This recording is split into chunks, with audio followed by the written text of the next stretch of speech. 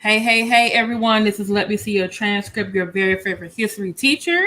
It's ladies' night. Oh, yes, it's ladies' night. Oh, what a night. Oh, what a night. I am here with my co-host, Dr. Nikki Proctor-Walden.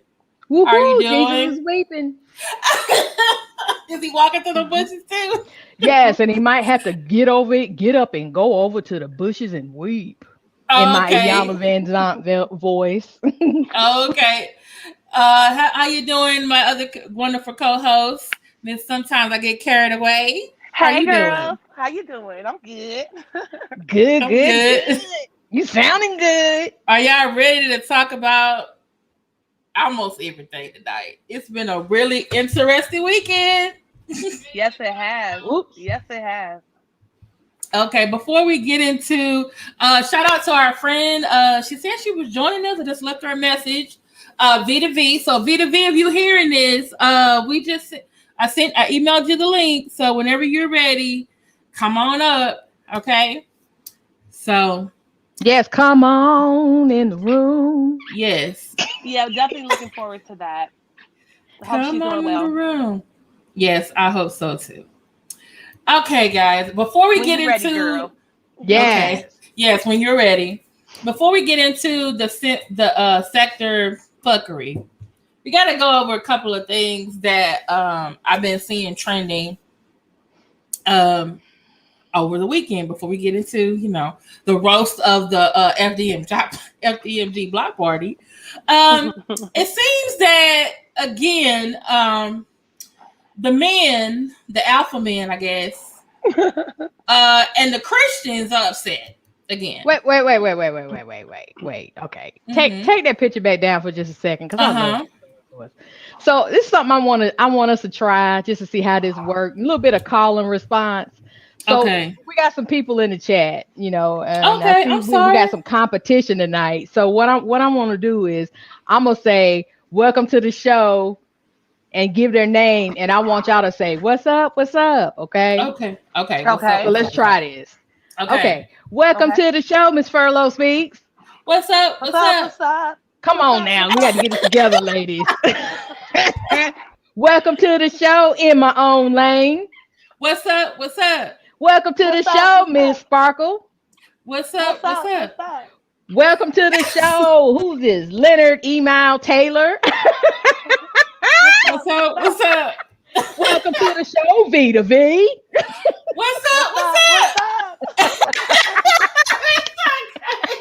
Okay, so we're gonna practice this We got backstage, and next time that. we're gonna get this together. But Yeah, this is we how might we're have gonna to. start welcoming people in at Yeah, some point in time before Okay. we yeah. close out with everybody at the end who need to go somewhere and just lay Lay down. down. Okay. Yes. Maybe we need to have a recording though. Because Well, I don't we know. will eventually, but I think until Yeah. then. Oh, welcome to the show, Big Draws Tune Day. What's up? What's What's up? up? What's up? Yes. Okay, Pitiful. but we gonna work on Oh, we this. got Ronnie Sadler. Ronnie Sadler Welcome is to the here. show, Rodney Sadler. What's up? What's What's up? up? What's up? Thank you. uh, thank Okay, y'all now so put the much for coming here. Please like, share, and subscribe. Uh, yeah, I wanted to talk about before we get into, like I said, welcome the to the segment. show, Carbon 52.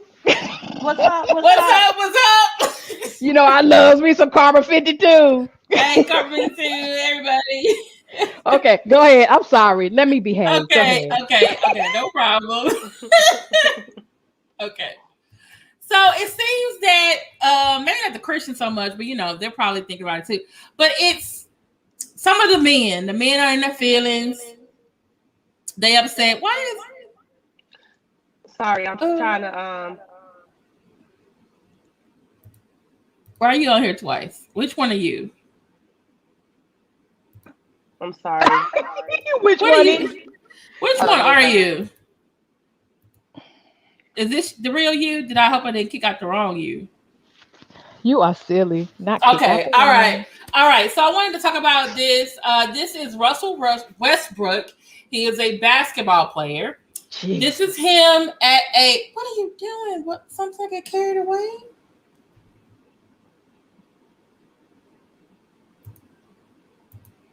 Yes, I'm solid. Solid as a rock. Okay. And so he went to I guess it's like Fashion Week. And so he went to some Tom Brown or whatever event. And so he was invited. And this is what he wore. So some of the men was like, oh my God, he's wearing a dress. Oh my God. Okay. Okay. Sometimes I get carried away. Is that you? Yes, me. I'm so sorry. Lord have mercy, this picture. I'm so sick of it. Go off, girls. Okay. All right. So some people were like, oh, he's wearing a dress. And then I kept looking at some articles and they're like, oh, he's wearing a kilt. And I'm thinking like, I've seen kilts. And I saw some other things. And I'm like, I think this is a skirt. And I think the skirt is from the man named Tom Thumb. So he's actually wearing the designer's clothing. And so some people are like, they're going back to that, emasculation of men. They're trying to put on men's in dresses or whatever. And so I'm just like, yeah, he's in the skirt. This event, I don't know who the designer is. Obviously, he either got money or to put this on. We've seen some other questionable outfits from Cam Newton, looking like someone's auntie with the headscarves and stuff. So, and I feel like, basketball players and other people, celebrities, they do things for attention. So I feel like this is an attention thing. But then again, I was going to say something, though. This has been talked about, but then no one talked about what he wore to the Met Gala. And the theme was about America, independence, and fashion. That was the theme. He wore a dark blue or navy tux. And he had a blue hair, and he had a white star in it. You can't see it from here, but look at what he wore to the Met Gala. I'm like, oh, that's a nice looking tux. And I'm thinking like, okay, so men, why y'all not showing this video? Why y'all not showing this pic? Is it not meeting what you want to talk about? Because obviously he can wear both styles, and he obviously is comfortable in his manhood that he's doing both. So, I'm not comfortable in his manhood. Okay, but this is what I'm trying to say is they are harping on him in the skirt. Yeah. And showing everybody. They're showing this like, oh, look at him in a skirt. I can't believe he's in a skirt. And I'm like, but did you even pay attention to him when he was in a suit? What you think wearing a suit cancel out the skirt? No, what I'm trying to say is this is versatility in what you're wearing. It's Fashion Week. It's Fashion Week. That doesn't mean that he wears this all the time. This is just what he's wearing during Fashion Week. You only got to wear a skirt once for me. Who the hell let the gate open? What the hell? You want to go back to the skirt? If he was a mediocre basketball player, maybe I wouldn't care at all. Okay. But this is one of the best. Hey, Gator girl, what's up? Hey, Vesper, Mixtures, Monica, go ahead.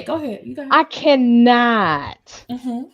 I cannot. And I agree with Karma 52. He can hang a suit, but he can't rock a skirt. Well, it's not even just this skirt. That is a very iconic white girl look. That's the flat booty skirt. Yes, it is. That is. Yes, with the white sweater, like that is aggressively white girl. Thank you. What's up, Gator Girl? Welcome to the show, Gator Girl. I don't like it. Is it the taste of the clothing? Like if he wore a nice outfit in a skirt, or is it like he wearing a skirt? I'm over seeing all these black guys in skirts. I don't understand why I don't see Hispanic or white men doing this. Like, why is this how our men try to get attention? I don't like it. I mean, there are Hispanic and white men who do, but I understand we're looking at our community right now. Yeah, the ones who are specifically in that community, right? I don't see a lot of straight Hispanic or white men pulling these types of shenanigans. And I mean, I'm not totally opposed to the idea. There was a time when like Kurt Cobain wore a skirt. I thought it was pretty cool, but he is I don't know. It's called me a hypocrite, I guess. I don't like it. Okay. Yeah, you being a big hypocrite today. Sometimes I get carried away. Well, I mean, I think it's a certain type of dude that look good in a skirt. Maybe it's just the messiness of it for me. He ain't no poet. Yeah, Gator Girl, you're correct. Harry Styles has wore a dress before. He used to be in One Direction. So go ahead. This is so problematic for me historically. This is so problematic for me fashion wise. This is problematic for me as a black male, a straight male, gay male, trans male. All like I just don't understand like why. So in the context of Fashion Week, what kind of statement are you making? Like, what are you trying to make a mockery of? Well, let me ask you this, because you're more into hip hop than I am. And he put this picture of himself on Twitter, and he had the caption. It was from, I think, Kendrick Lamar song. And it was from it said, call me by my name with 4 letters or something like that. I don't know if I'm saying it correctly, but I didn't get it. And I was like, well, maybe the hip hop people who in hip hop and rap will understand what he was trying to say. I don't know. Okay, well, whatever that is. Again, you missed the mark with me on that. And then if you're talking about looking at Cam Newton and his shenanigans, my thing is with him, I always thought he was trying to take away or take attention off whenever he had bad games. So I'm not really understanding this whole wanting to delve into your feminine side outwardly, but in a way to where now you're kind of being a buffoon. And I just don't think that's, I just find that problematic. I don't care who has it on. Like Prince with all of his everything. I don't think I've ever seen him in a dress. Yeah, no. Heels, yes. Dress, no. Right. Yeah, I think I can forgive a lot in a poet or a musician. I feel like they're in a separate class of people. But unless you're writing some poems, I'm gonna need you to put some trousers on, sir. I mean, you're okay. So it's almost like anything and everything we could say with regard to Dennis Warman wore a full length wedding dress. Well, put us in some territory to where somebody can kind of chop this up and make all kind of assumptions. But it's like, dude, you're a baller. And just like Carrie was saying, you're not an artist. I don't know. I get maybe you can call playing basketball a form of art. But what are you doing and why are you doing it? I don't like the angle, the pose, the nothing. Oh, let me say something about the butt out pants. And Sparkle Prince has a beautiful ass. He does. I have seen it in person. Nature. It's a whole different thing. I was gonna say something about the butt out pants. I was watching something. They were talking about the butt out pants. I think one year a couple of artists had Prince inspired outfits, and so someone was talking about, Prince was some lady made the outfit, and they finally said that actually his ass technically wasn't out. That was the fabric. So it looked like his butt was out, but it actually wasn't. Well, nude fabric, whatever. Nude fabric, yeah. There's the illusion of that. Okay, it's right there. So if it were in the front, we would have said his dick was out. So it doesn't matter whether it was or not. Right, yeah. If it's flesh colored, anybody got that mesh games? Karma 52, you remember when he was doing Graffiti Bridge and he had that blowout? Remember that blowout he had? I was like, damn, Prince got that nice blowout. It looked nice. Well, on a serious tip, I want to say, I think that for me, one of the reasons why I find this troubling is that Dennis Rodman was a bisexual man. Now, it's one thing if a gay man is wearing a dress. I think it's another if women are expected to be more and more comfortable with men like trying to take womanly attention away from women. That's some bitch shit. I don't like it. And especially in this Kevin Samuels era, I just feel like more and more Black women are willing to put up with more and more things for these so-called high value men. And a sister got to draw the line somewhere. Like, nah, that's not straight. Because this man is married. I mean, he has children. Exactly. And his wife is, she's a beautiful woman, but she also looks like the type that might be dying a slow death or trying too hard to keep a nigga. And it makes me sad what we're expected to put up with. And like sisters be out here pretending like they like it, and some of them do. You know, I won't take the way. Well, what if we're reading? What if we're reading too much into this? And that's the thing. The thing was the paycheck was right for him to wear this skirt. Exactly, and I'm like, but that's the problem too. Yeah, that's the problem. Yeah, that means you can be bought. I cannot be bought. I cannot be bought. I'm not for sale. And I do have a line. I think that it makes me, as much as I love some of the men in my family, a lot of them do think that they're entitled to be abusive because they're not the bottom of the barrel Black man. And that it's a lot of Black women dying a slow death married to these selfish, narcissistic, weird acting ass niggas. And it's like, just because they got a couple of pennies to rub together. I mean, I don't like no broke nigga neither, but I ain't about to be competing for no mirror time with no man. I'm just not. Get out of my closet, sir. I'll wear the skirts. I'm the pretty one. Stop trying to dethrone me, you fucking weirdo. Okay. All right, Carrie. Okay. I hear you. If you want to fuck man, wear a skirt. But if you want some pussy, I'm gonna need you to put some trousers on, sir. This is him in trousers, tailored suit. Exclusively. You want him exclusively? I want him exclusively in pussy. Absolutely.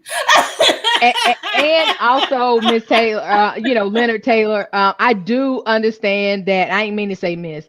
I do understand that fashion is subjective, but it's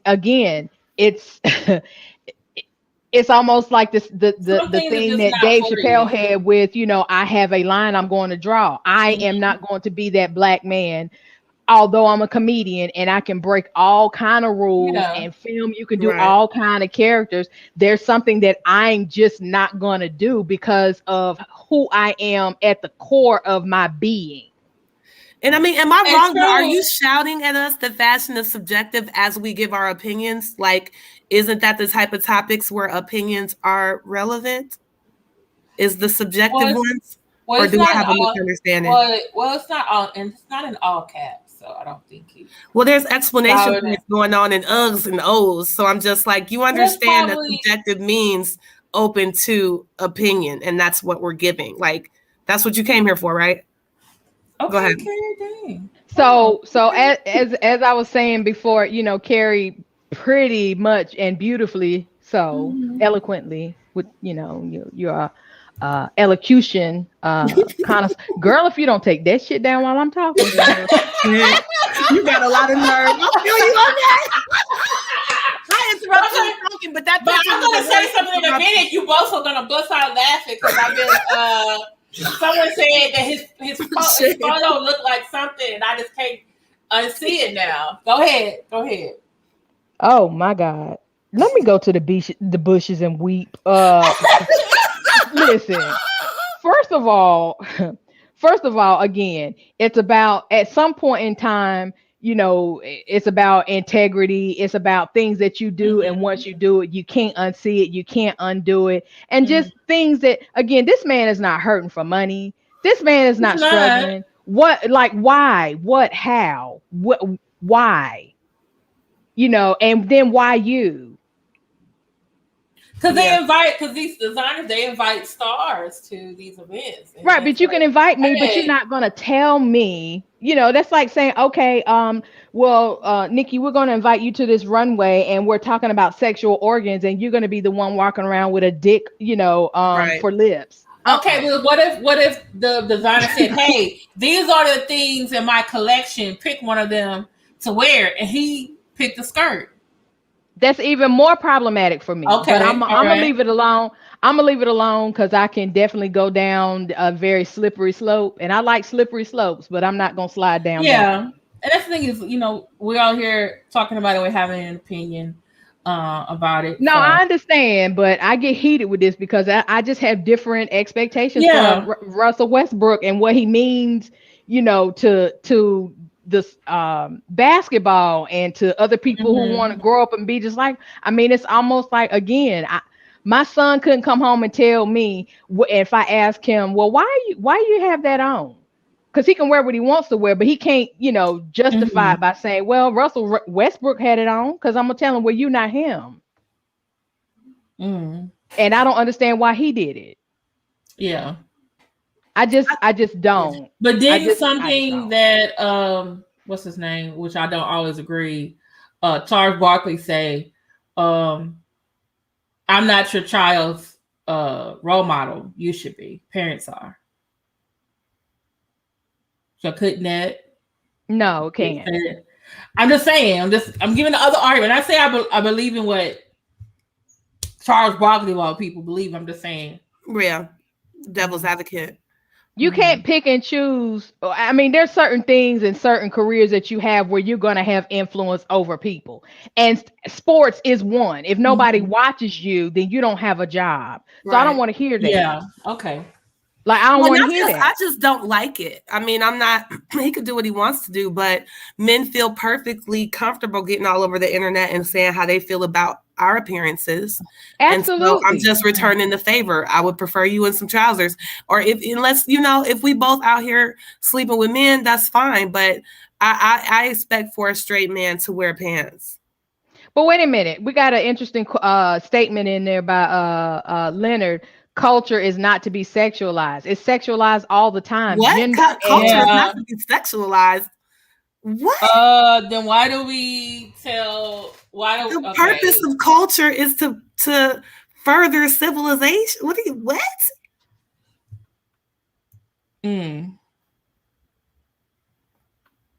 believe you're imagining in mind when you use limit positive civic gender expression. Okay. So then why isn't, or why wasn't clothing, or why is it not moving to everything is gender neutral?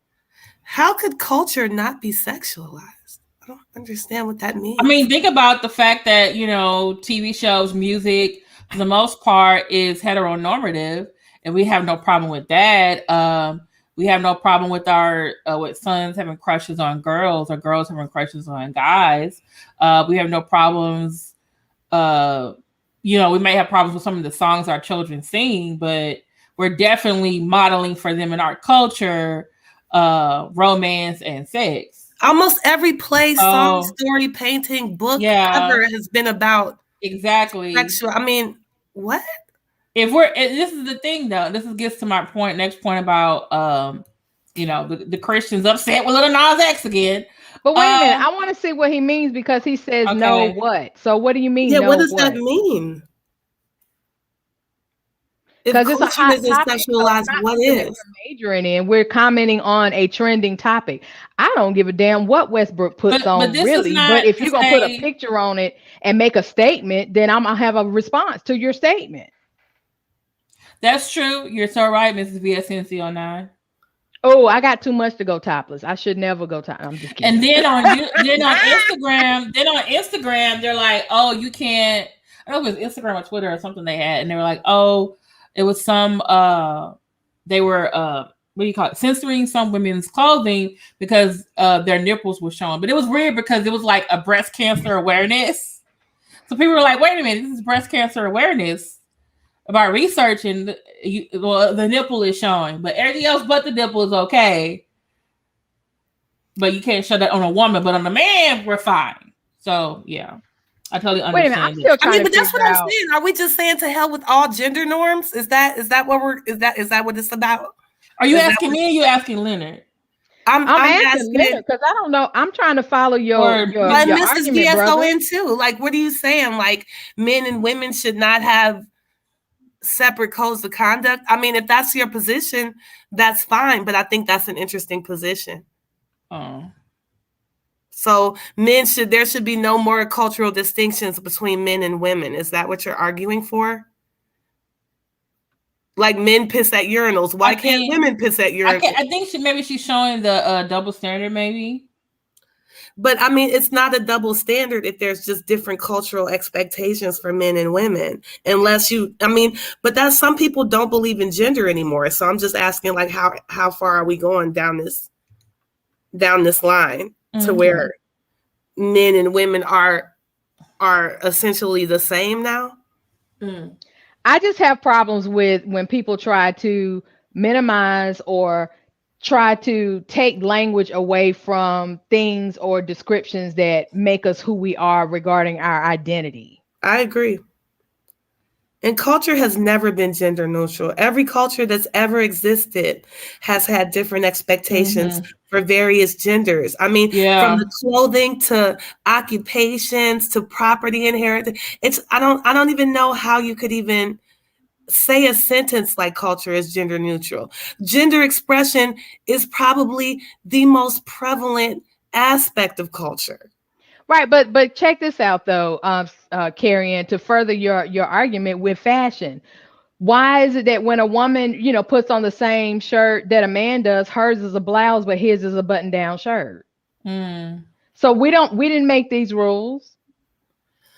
Or when I take my same cotton shirt that's buttoned down just like my husband's to the cleaners, I pay $3 for my shirt and he pays 99 cents. What? Right. So if language is the biggest carrier of culture, and we recognize that race and gender is always present in the language and just in our beings, our social gatherings, and I don't understand. I'm trying to understand where Leonard is going, or unless you're just trying to, I don't know, start a different type of conversation in the chat or whatever. So let's move on to Lil Nas X and his fuckery. Okay, I'm gonna do this one before the other, because we really gotta talk about this. So, like I said, it was the Met Gala. It was fashion. It was America fashion, independence in fashion. So I thought I liked this outfit. Like, he knew what the assignment was, but they always inviting people to who's gonna come there and make a statement. So he had a 3-part suit. He came in all regal-like, took it off. It was like a suit of armor, and then after that, it was this. So a lot of people had. Mostly red, white, and blue was the theme, but he took it to another level. But that's not the outfit people have been talking about. The outfit people have been talking about is the one. Let's get to read. Come on. The one where he wore this outfit to the VMAs. Oh. And I was thinking, like, okay, is he channeling Prince with a slide of Billy Porter with the training in the back? Someone said Little Kim in the chat. Then I kept looking at his wig, and I was like, is he channeling Rick James? But the Christians are upset, and they want to like, look at him, look what he's doing. Our kids are watching this. And then he made a speech where he basically thanked the gay agenda, further pissing off the Christians for the award. But what do y'all think about this outfit? I think I'm sick of gay men trolling straight women. I don't think he's trolling. Well, okay. Why do you say he's trolling straight women? I don't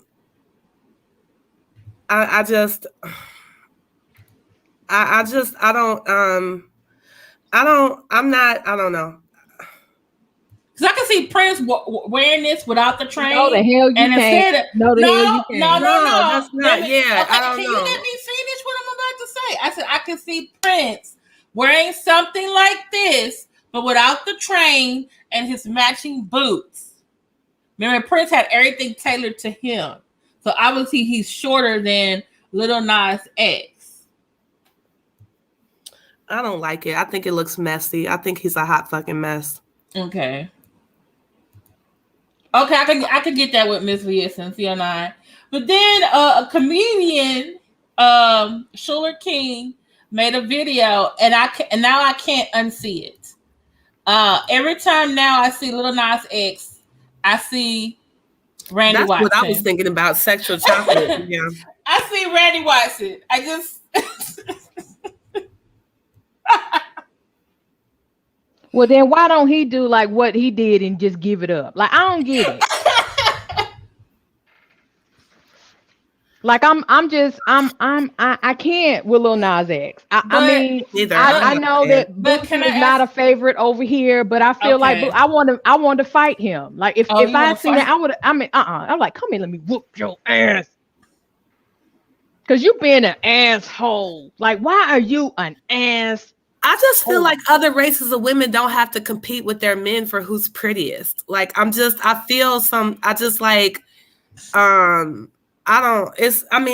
have nothing against gay people, but I do have something against people trying to take our places that's reserved for us. See, but I don't think that's what he was doing. I think he was just this is the Video Music Awards. They have to make a statement. This red carpet.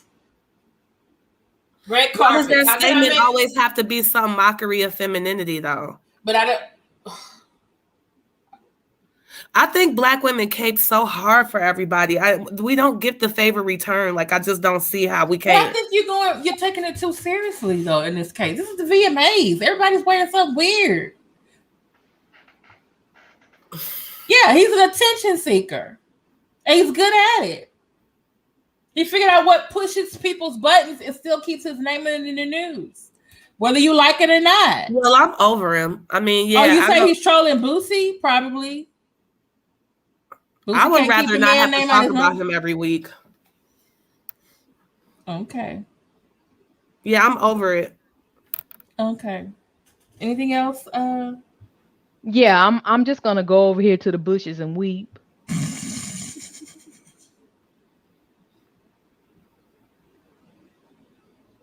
Yeah, I agree with you, Leonard. Yeah. Some people say he was looking like Little Kim. I ain't spot him, shot him. Steven Titano. That outfit was ugly, and it was ugly on him, and it would be ugly on a woman. I'm sorry. Yeah. Okay, you can say that. That's fine. I think what it is though, just I agree, like he has some talent, maybe, but I just trolling me as a woman. I'm not. I don't find that amusing over and over again. Yeah, I think what he's doing, like what some of the people did in the 80s and 90s, those artists who were not the most talented, but they gave a good performance. And I think this is part of that. So Leonard, you didn't have a problem with him showing a picture of himself with a pregnant belly either? That was because he's giving birth to a new album. September 17th. You just be with this so hook, line, and sinker. Okay, because I see it for what it is. Entertainment. Mm-hmm. I understand it's just a conversation. It's like you just repeat the talking points word for word, though. If you don't like him, then yeah, I don't like it. This is not something that's just for me. Repeating the talking points for me. Okay. It's just he's giving birth to an album. What? It's just a shot, and it's just like, oh, okay. Okay, the album is coming out, Friday? You don't think that's a coincidence, him doing those things? No, I just don't think it's all that clever. I don't think it's that interesting or that clever. I think it's just exclusively pretty much trolling women. And I don't get why we're so here for it.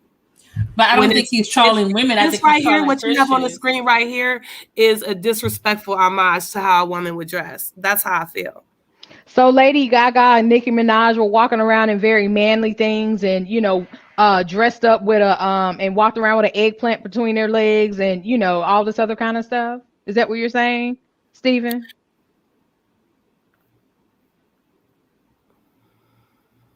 Mm-hmm.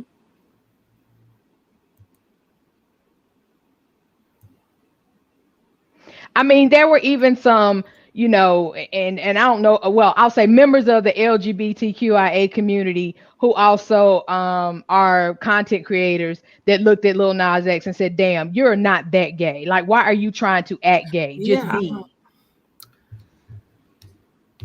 I don't so they look at what his stunts are doing as super flamboyant. Mm-hmm. But there are, like you said, there are some people in the LGBT community like, hey, that's too much. And there are others who are like, oh, love it. Miss VS in NCO9. He's not pushing buttons. He has pushed me over to the bushes to weep. Nikki was top on one of her concerts. Yeah, Gaga is talented, but I wasn't feeling her when she had the meat suit. Now, when she stopped wearing the meat suit, and I could then pay attention to her voice. But when she first came out, she was doing all those things. It was to get attention. Yeah, but she's also good. Lil Nas X is essentially just a troll. And that's why it made me feel some type of way. And I mean, Madonna wasn't that talented, but she worked a lot harder on her shit. Lil Nas X just seemed like some disrespectful, campy drag shit. But that's what they thought of Madonna in the beginning too. I know. That's why I brought her up. Okay. She didn't have much talent, but her shit was never this lazy. Yeah. So it's the laziness for me. I could deal with a lot of different types of artistic shit. I don't really think of myself. You think he's being lazy compared to some of these other people out here now? I mean, I don't know, compared to who? That's what I mean. That's what I mean. You're asking for the That's what I mean. comparison. I don't know nobody else who's doing over the top stuff or even putting on a performance. Who's out here performing and doing choreography and rapping or singing at the same time? And doing fashionable or so-called fashionable things, depending on what you think about it. Who else is out really here? Call him a rapper. I say he's a pop star. To me, he wasn't rapping. He was kind of He was doing. It was melodic. He was doing what Ja Rule does, singing, rapping. He's a pop star. That's what. And it's so inauthentic. Yeah, when Andre 3000 did it, it was a mood. When Kurt Cobain did it, it was a mood. This is just like trolling women. I don't know why. I don't know how to put it into. Why do you think he's trolling women and not trolling Christians? Well, either way, I don't appreciate him using my image as a woman to do that. Like, I'm gonna need for gay men to have their own thing going on besides just trolling straight people. And I feel like I don't know, it rubs me the wrong way. And I don't think I'm no prudish type of person. I could get with a lot of different type of shit, but it's something about it rubs me the wrong way. And it's over and over. It's the same note over and over again. Mm-hmm. Right, but I think it's trolling women, Christians, and straight people, like people who are heterosexual. Again, have a problem. Y'all gonna have problems with this, just like some, people in other communities have problems with other groups of people for whatever. So, I get it. I don't have to like it. I don't have to, I don't, and I don't, and I'm not, and I'm okay saying that. Well, and maybe that's it too. It's like the obligatory, like you have to like it. I have to be with men wearing skirts, and it's just like, but you don't have to. I'm not saying you have to. You don't have to like it. Yeah, well, no, I'm not saying any of it. But I think this generation, there's like the media in general, unless you're like hook, line, and sinker with this idea that gender is not biological and that everything's like, unless you just agree with that whole entire ideology, like I don't know. But can we Stephen, you're right. Stephen Chitano, you are absolutely correct. And I get it and I respect that. And a lot of people who are in the LGBTQIA community are saying though exactly what you just said. They don't care. They're not responsible for the way he's being used. Yeah. And it's not okay to play on that and then kind of hide it in the LGBTQIA community either. Like he's not just doing stuff for attention. Like he really is doing stuff, and he is, oh my God, I can't even go there with him. Like he is offensive in so many ways. It's almost like, so what, somebody tells dirty jokes. There are dirty jokes that are super offensive and way, even to people who enjoy them. And he is so far extreme that I think that he's pushing. What he dressed was not even what we would call avant-garde. It's not. I don't agree with the whole he sold his soul thing. I don't think it's that serious. I'm just talking about gender dynamics. I don't think the devil has any profit. Like,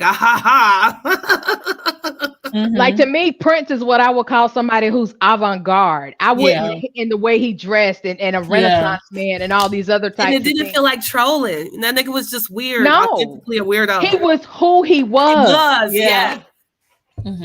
You never caught Prince in unprint stuff. You see what I'm saying? Like it was like I don't know. I'm over it. Chitano, he has a couple of hit songs already, and the album's not even out. He's not a one. Well, all the rest of it is just shock. I think Steven made some good points tonight. I think Steven's made some very salient points. Yeah, wear high heels and still get your woman and have a nice blowout and wear blouses. Basically, because it was real. Women like that. Yeah. Okay. But I don't know too many women is gonna want to lay down with a dude who has a male parts and a pregnant belly.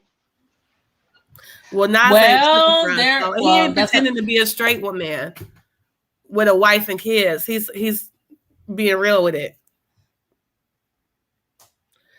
I always loved. That's true. We didn't have the. I'm sorry. We didn't have the social media we have now. That's true, because remember when I was younger and everything we saw on MTV, my parents, my aunt was like, "Oh, what are you watching? I can't believe what you guys are watching." And here we are now, and we're saying the same thing about Lil Nas X. Did we forget so long ago about some of the choices we made in music? Maybe the media is catering to what younger people want. I'm gonna just hush and go weep. I think that's the best advice I've heard all night for me. Yeah, I'm gonna go weep. Y'all can disagree with me. I'm just offering this opinion, like, hey, dude. And I think both of what you said, you both really have me thinking now, though. Really, it's like, because when I saw it, I was looking. Maybe this is what my thing is. I'm looking at it from a music consumer standpoint. Mm-hmm. I'm a person who's very much follows like certain pop culture, certain things, and I'm just like, oh, okay. I see where we're going with this. For y'all are seeing it from a different dynamic. And y'all like, oh, he's trolling. Like Carrie said, he's trolling women. I don't think he's trolling women. I think he's trolling Christians because they always going to be upsetting him because he's gay. So he's like, okay, I'm going to fuck with the Christians. I'm going to wear this. And I said he's trolling heterosexuals. And you's like, okay, yeah. So, I mean, it's just so many. And I can see that too. I can see him doing that too. Yeah. I think I agree with the way Steven put it. It's the thirst trap desperation of it for me. And I just don't like that being associated with the feminine image. But I hear what y'all saying. It's not necessarily just that women. I agree with that. Mm-hmm. Okay, let's move on to the next topic because let's give Lil Nas a break for a couple of. I want to come out of the bushes from weeping. Okay, so we have to talk about it because everybody's been talking about it all. FDMG is coming.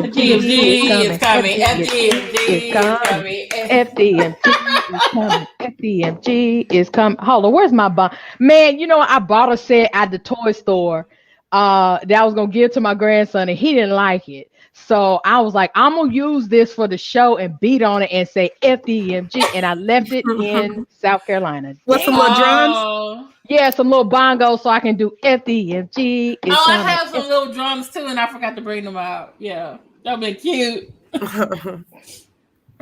Maybe you can have him play next time if he's there. Get your little grandson play it. Anyway, what about this? What about? Okay, so hey, She Nurses TV. So glad you make Katie and Pat. Steven Gitano, thanks for showing up. What's up? Who else? Come in. Vesper Martini, thanks for coming. What's up?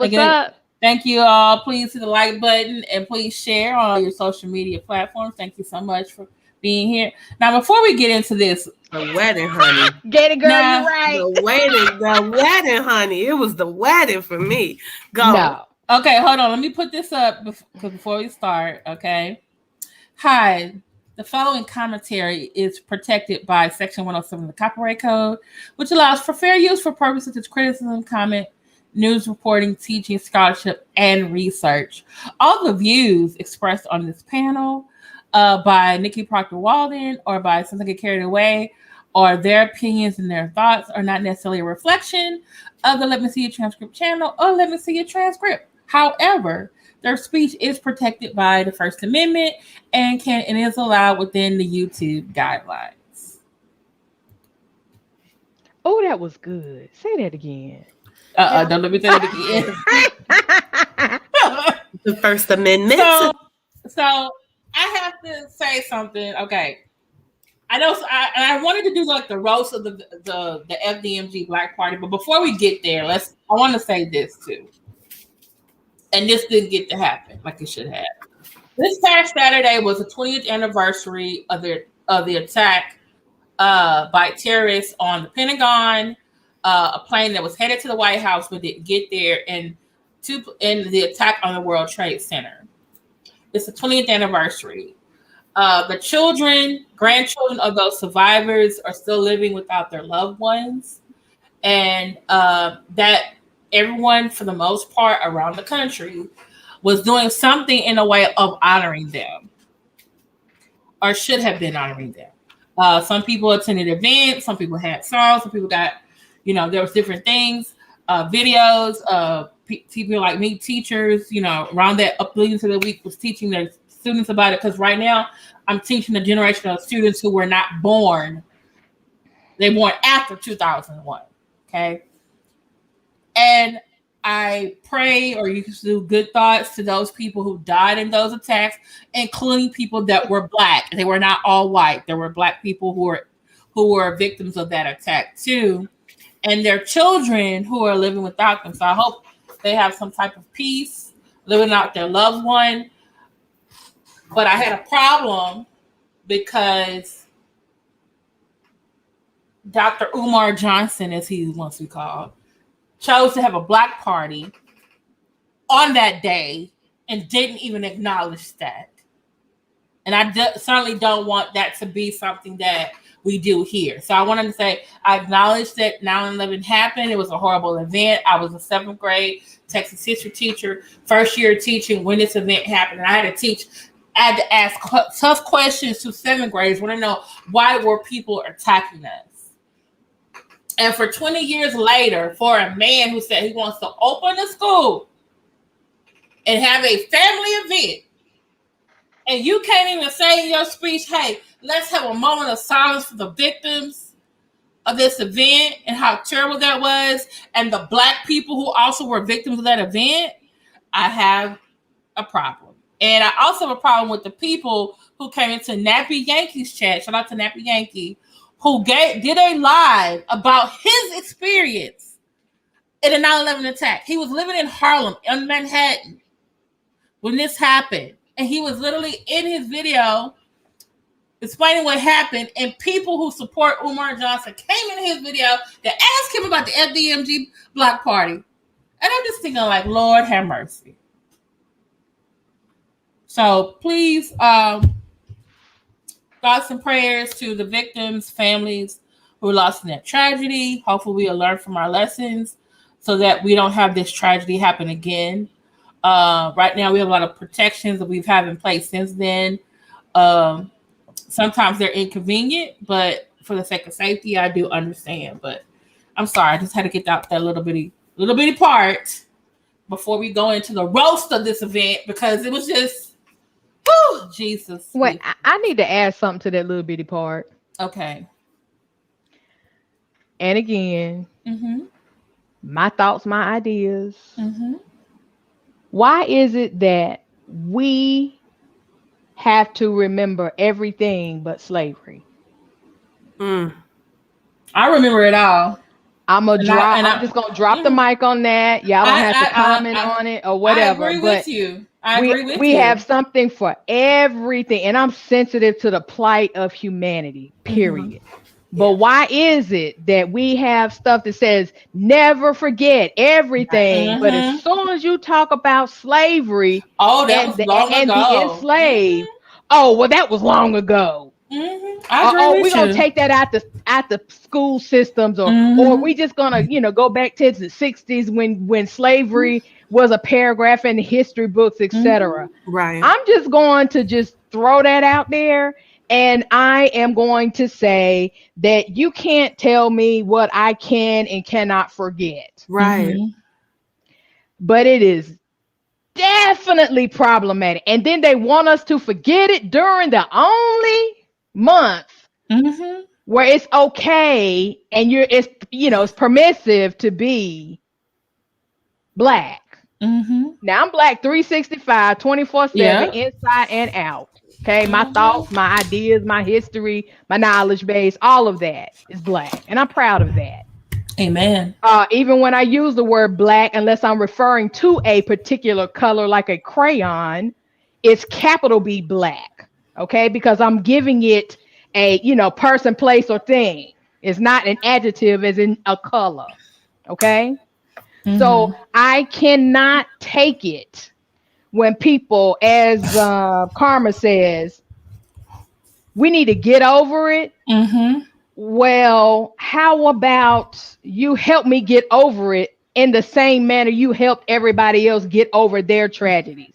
Because people from 9/11 got paid multi-million-dollar settlements. We had nothing to do with the Holocaust, and they got the Jews own all of Hollywood, and they even knew the state of New York system is out on every Jewish holiday. Bless you. So I'm not going to let somebody tell me that whenever I choose to be extra black, and whatever that means to you, because I'm not going to say what it means to me, that it's a problem. And that, you know, we're going to pussyfoot around, you know, when people start talking about, you know, black and white relationships or black people or people of color now, that you're not talking about me in ways that make you comfortable with the fact that you're uncomfortable with my presence. I understand that everywhere I take my black body, I am making a political statement, and I'm cool with that. I signed up for it. I'm proud of it, and I'm gonna die like that, straight like that.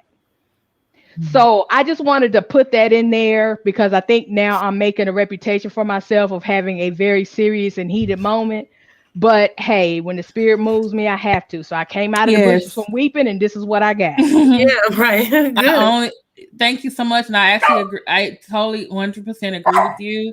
And like Katie Girl said, tell someone from the Holocaust to forget it. No, you're not going to be able to forget it because they do a really great job and let everyone know. And this country necessarily didn't give them a check, but they did recognize the state of Israel in 1948, and also in their budgets every year gives money, billions of well, and if not billions, $1 billion. No, it's billions. Yeah, it's a couple of $1 billion to Israel. So wait a minute. So let me say one more thing. Okay.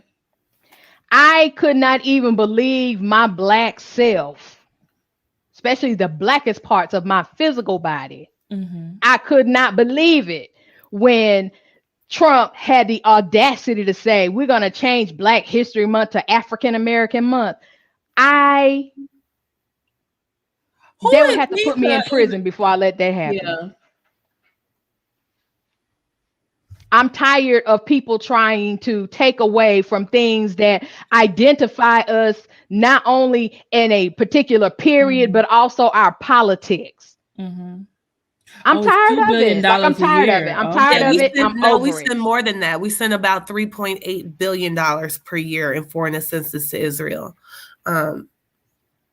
So I am very sad about what happened on 9/11. I was stuck in Philadelphia for a week. I was in the room with a stranger. I was on my way to St. Thomas, and I was stuck there for an entire week, paying outrageous amounts of money I would never pay to stay at the hotel where I was during that tragedy. So yes, my friend had just moved to Brooklyn, and I had no reason to think she would be in Manhattan, but I just remember until I actually heard from her, you know. Exactly. And I had a cousin, a cousin by marriage, who worked in the towers, and that morning she called in, or she would have been one. So I'm very sensitive to the way people experience loss in any type of tragedy. But don't tell me what I should never forget and then make me feel bad if I don't stop and pause for the call. Yeah, and let me say, I had a similar reaction to what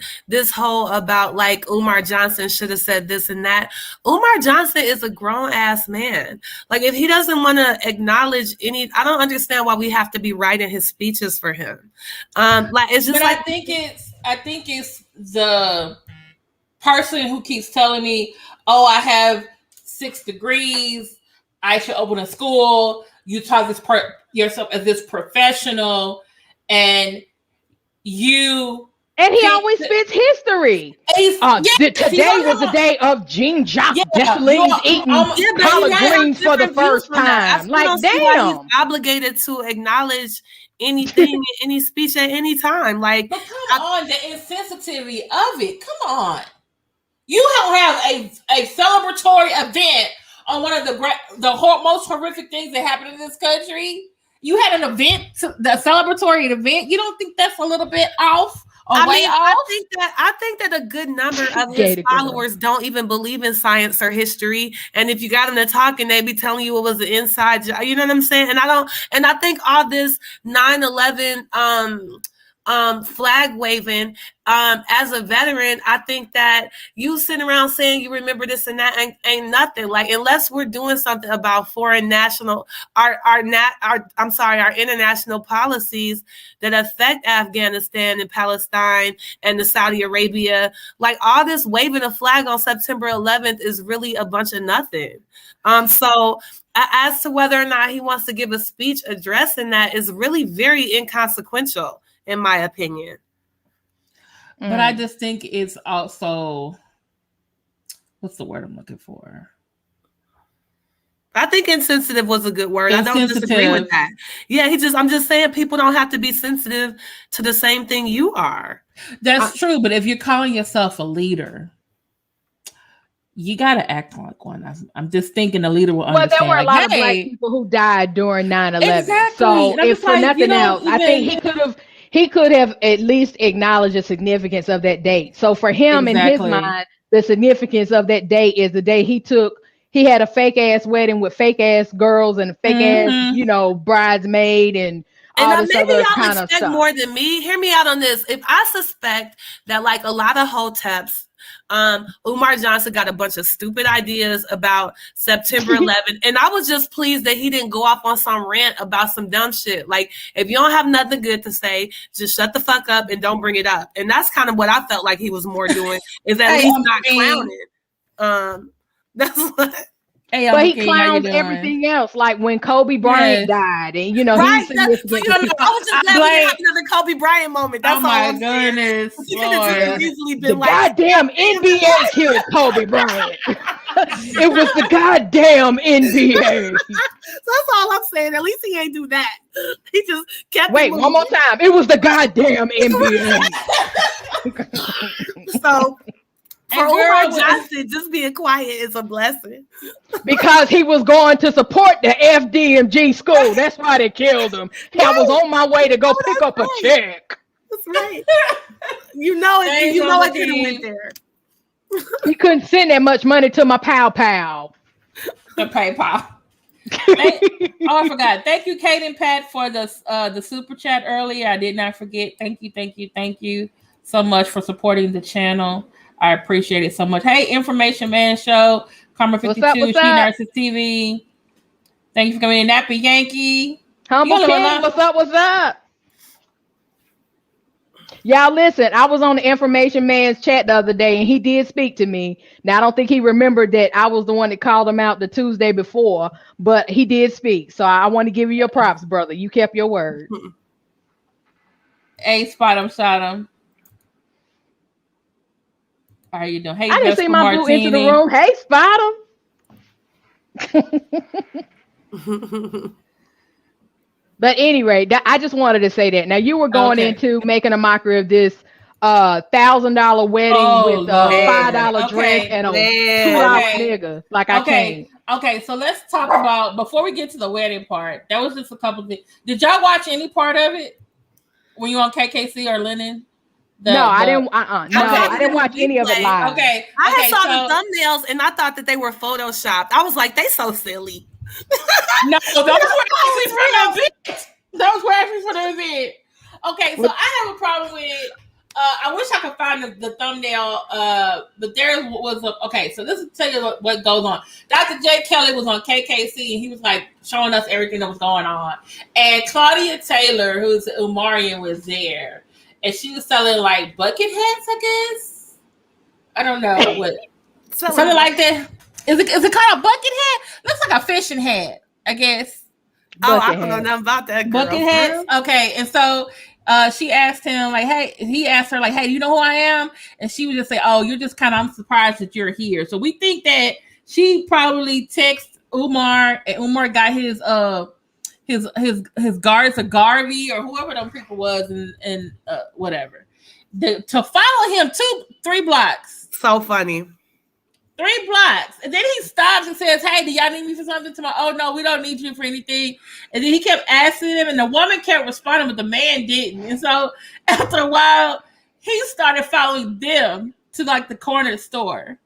And then when he was leaving, the lady was trying to like get his license plate as he was driving off. And I just thought to myself, sir, how are you this important that you need these many people to be like this very cultish to me. And then on top of that, there was another YouTuber named Marion Ghana. He was there with his wife who's 6 months pregnant.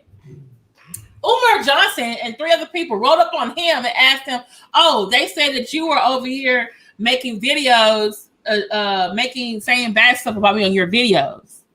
So I was like, who is out here looking at the videos today, reporting on people at the event? And so he's like, hey, the Goody Goons. He really had his Goody Goons out there. He really had them. And if I can find it, I'm going to see if I can find it. But there was somebody at the event that, let me see if I can find it. Yeah, it was the bow and arrows for me. The bow and arrow. I was like, what in the...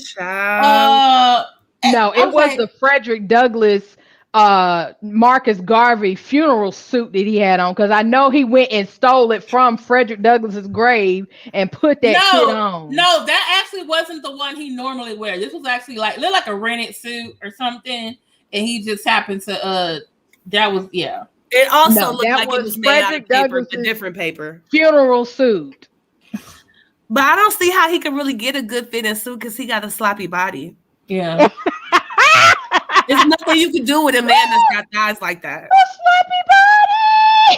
sloppy body. You didn't say he was out of shape. You said it was sloppy. Oh my God. Then it's sloppy. He got a sloppy, saggy, drippy body.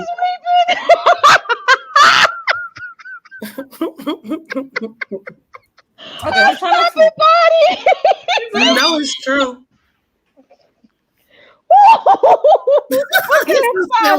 Can someone help me find the clip? I can't find it. Hold on. Where he had the I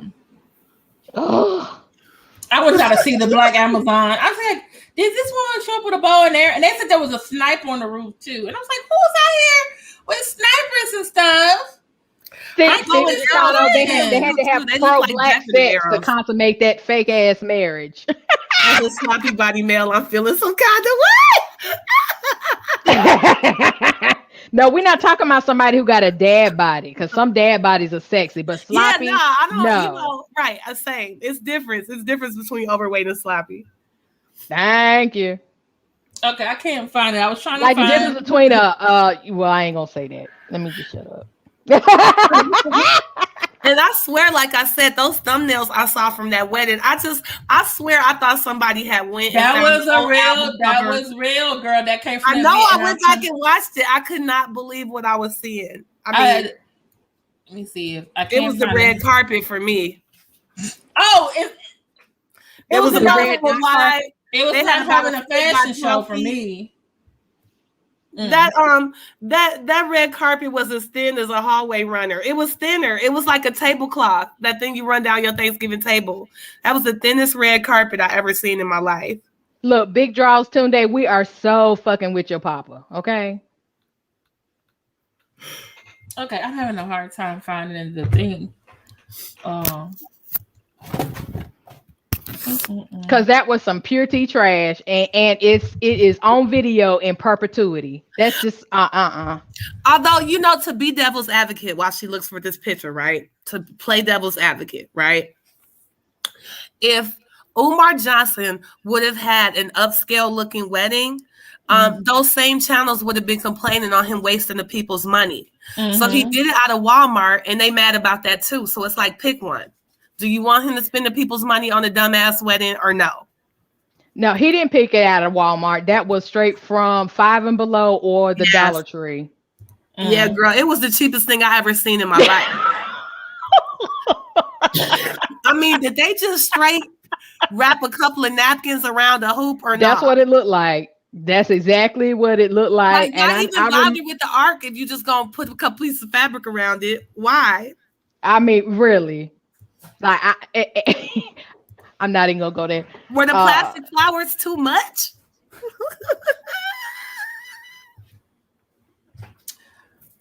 Okay, I'm sorry. I have some napkins. Did it even have Christmas lights? Did they do that?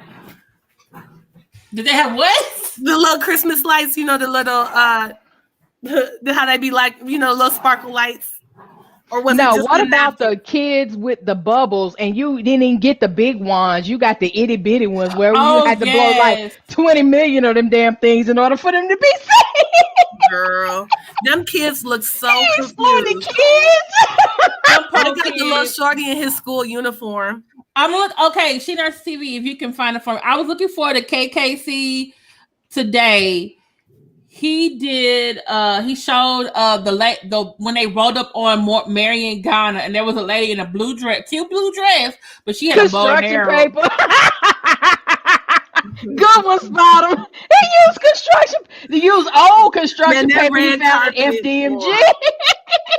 Right. That's exactly what it was.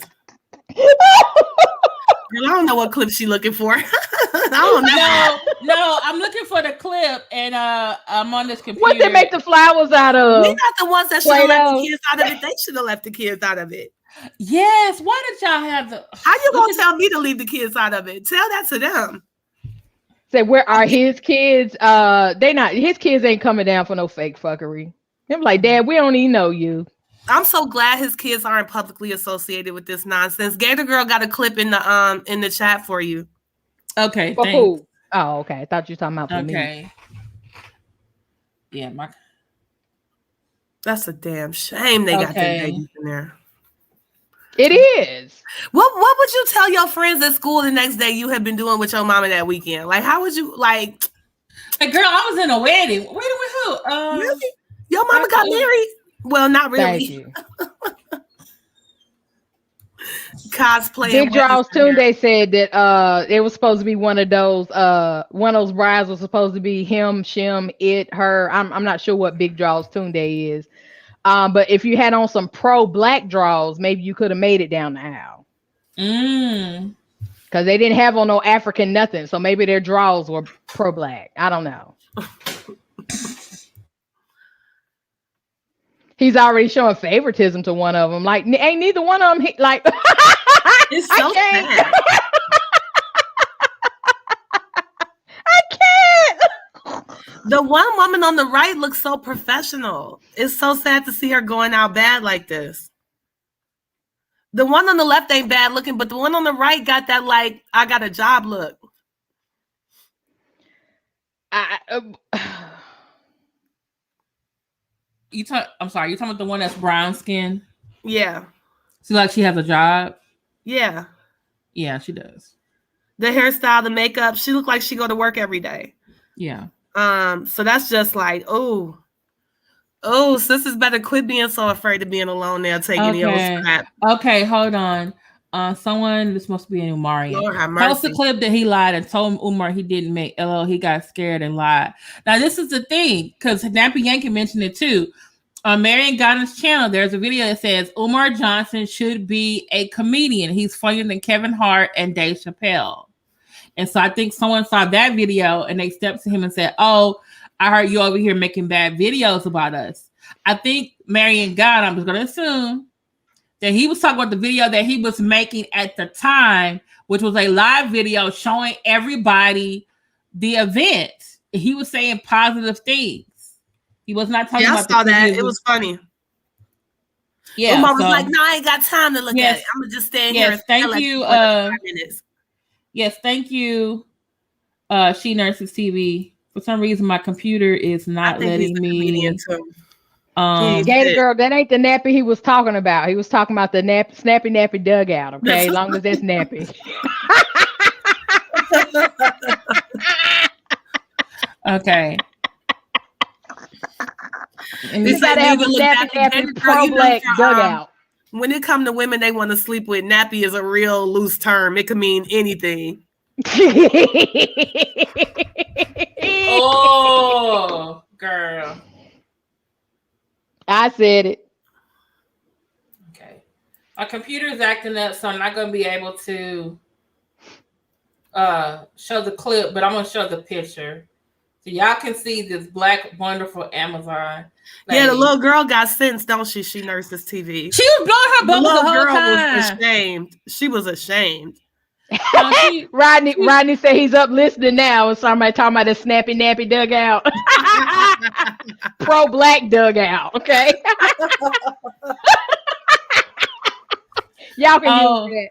He said he asked him about a previous video.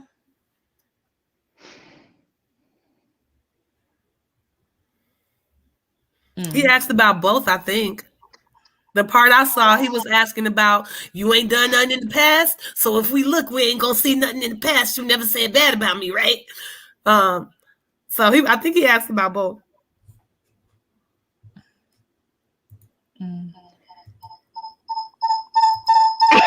He said Black Power. Yeah, that spot'll take you to see God every time.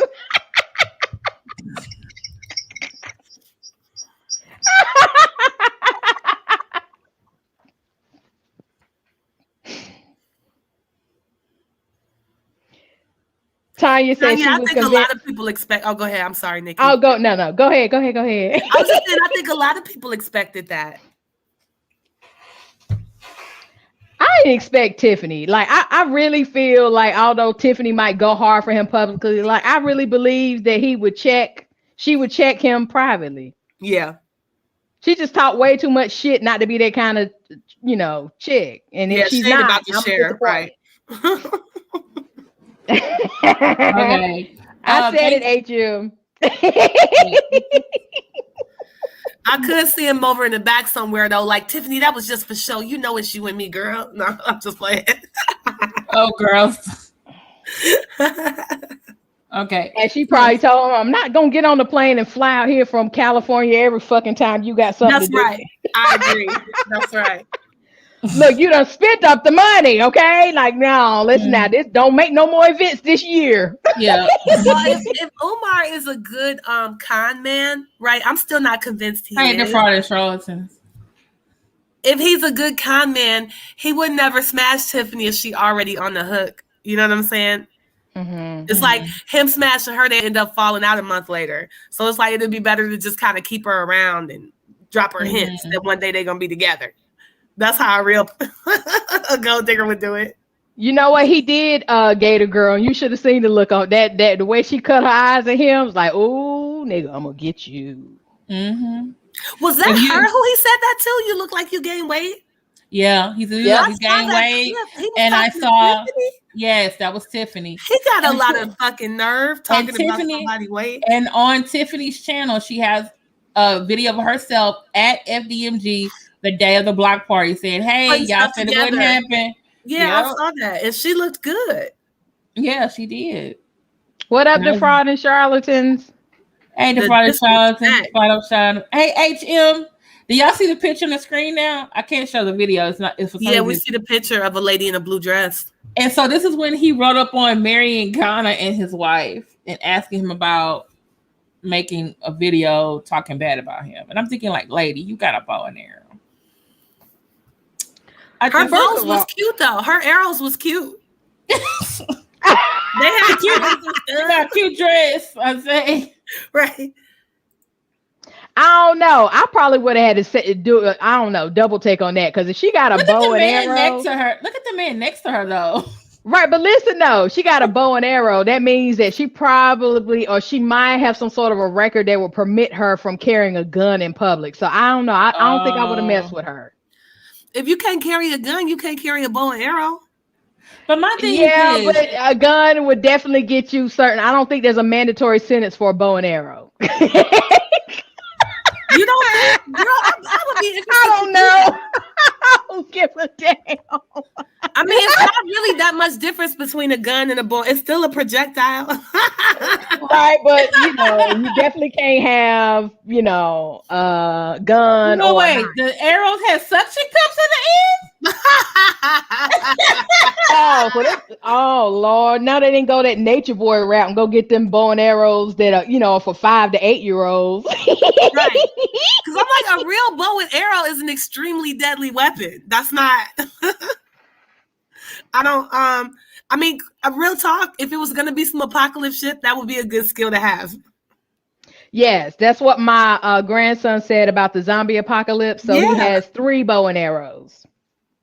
Yeah, that's a powerful weapon. I know whose house I'm going to. Right. The apocalypse happens. They prepared over there.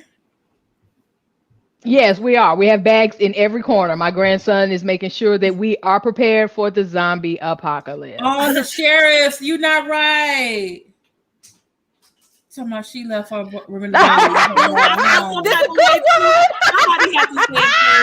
Somebody had to say it.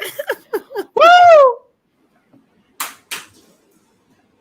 That was against the rules. You got to be all natural. Right. Andrew said, I had fun with the bows and arrows over in the park. I got to admit. Oh, wait. So she was like, this was an event there? So she was over the event? What?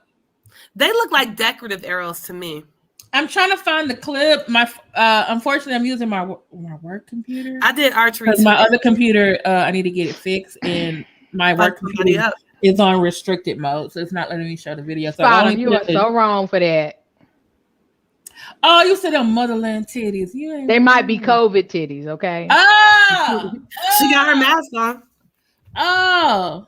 So she didn't forget that bra. She got her face bra. You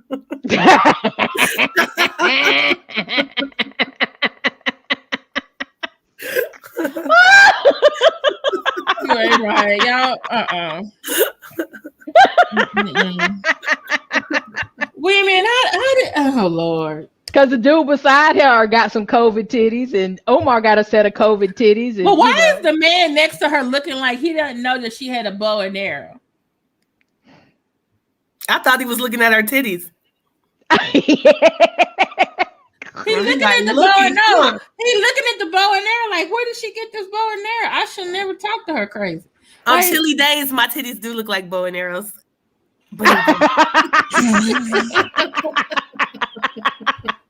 Well, I guess that's a look. Okay, hold on. She says, the bows and arrows were used for an event, but people don't want to hear that because it takes original comedy. It was two ladies out there with bows and arrows. Okay.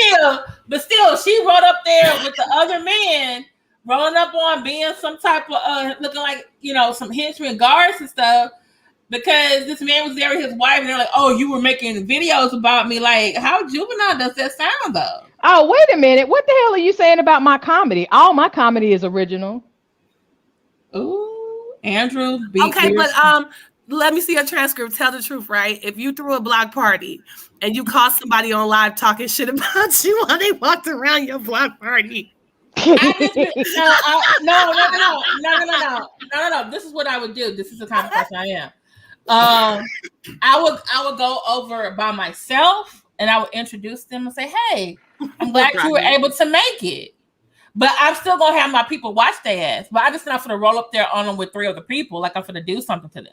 You would serve that church. Okay, nice, thank you, Mr. Right? I'm nice, Nancy. Like, hey, you can have you don't don't start nothing. Won't be no. You can have a nice time here. Great. Just don't stop. But to let you know, we watching you. But we not gonna do nothing. You don't do nothing. We won't do nothing. You would have grabbed some ushers and rolled up on them too. That's all I'm saying. No, I would not. I would not. Hold on, ladies. Pause for a second. Mr. Andrew, I accept your apology. That's what I'm talking about. I want to say it was on Lenon's channel and he showed it, and I'm trying to get to the point. So I don't. Oh, that's nice. I don't remember. You still trying to load the clip? No, it's a totally another clip. See, some of y'all understand. It was a lot of people online this weekend. You had KKC, you had Lenny, you had Nappy, Yankee, you had Information Man, you had Max. Yeah, let's get into it. E&J, Marion Ghana video is up. Then some other people too. So if I find it, I'll put it on my website. It's just that right now I'm on my personal computer. I need to get it fixed, and I'm on my work computer, and they got it on restricted mode. So yeah, I can't. Girl, I was about to say, don't let the stalkers hear you on your work laptop. They filing the email right now. Oh Lord. Like, excuse me, how did I know? Because I stalk her. Look, you don't know what job I'm talking about, do you? Right. No, we don't, because we know that after 12 a.m. you somebody else, damn it. Mm-hmm. She's still looking for her brother husbands. Hello, dear sir or ma'am. We're sending this email to every school in the state of Texas to report the egregious crime. Not every school in the state of Texas. Not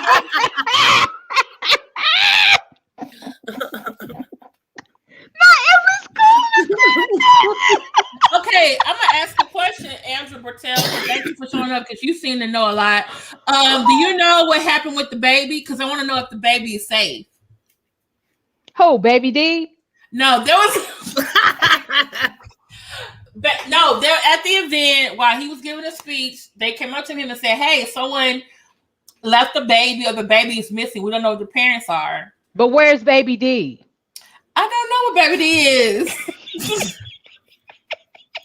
If I had a baby by somebody like Umar, I would just drop him off on his ass real quick too.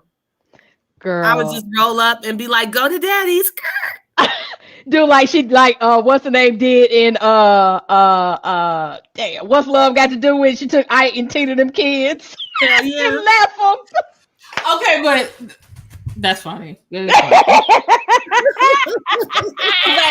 Okay, but seriously, there was a baby that got left behind, and he kind of like made an offhand joke, which I'm just like, dude, he just needs some offhand joke, and he kept wanting to continue with his speech, and it's like, why didn't you stop everybody and say, hey, we have this child here, we're looking for the mom or the dad? And I just been really worried about the baby this whole time.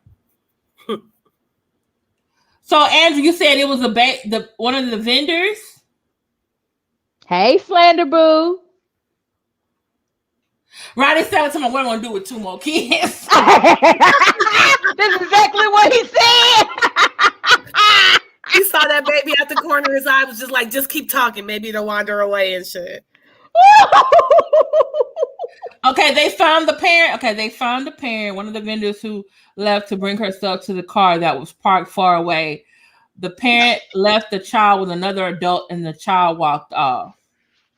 Wait, it wasn't a baby? It was a walking child? I thought they said it was a baby. We leaving babies with strangers now while we walk to the car? And who was the person that walked off from the child? Ain't nobody gonna watch your baby like you. Oh my. That's why I want to know where Baby D is. She at the beach. Okay, so the baby was 18 months, the sheriffs? So okay, I'm still trying to. I mean, who was leaving a toddler or an infant? One of the vendors had a 2-year-old child, left with another adult, and the 2-year-old got away, walked off from the other adult. That's crazy. It was a toddler, not an infant. Oh, okay. I wouldn't let a stranger watch my dog while I walk to the car. Okay, She Nurses TV, thank you so much for modding. Good luck on your assignments. Hey, Slander God.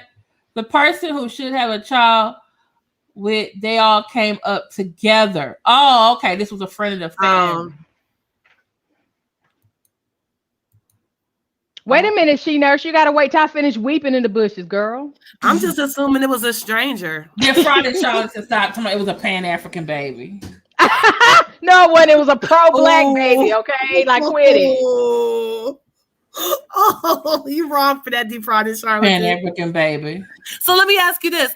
If you go to a festival with your friend and they say they'll watch your baby while you walk to the car and you come back and your baby missing, are y'all still friends? I don't think the baby was in a Carrie. I don't know. That's a good question. They said the baby. Okay, this is from Andrew. Andrew, you still in here?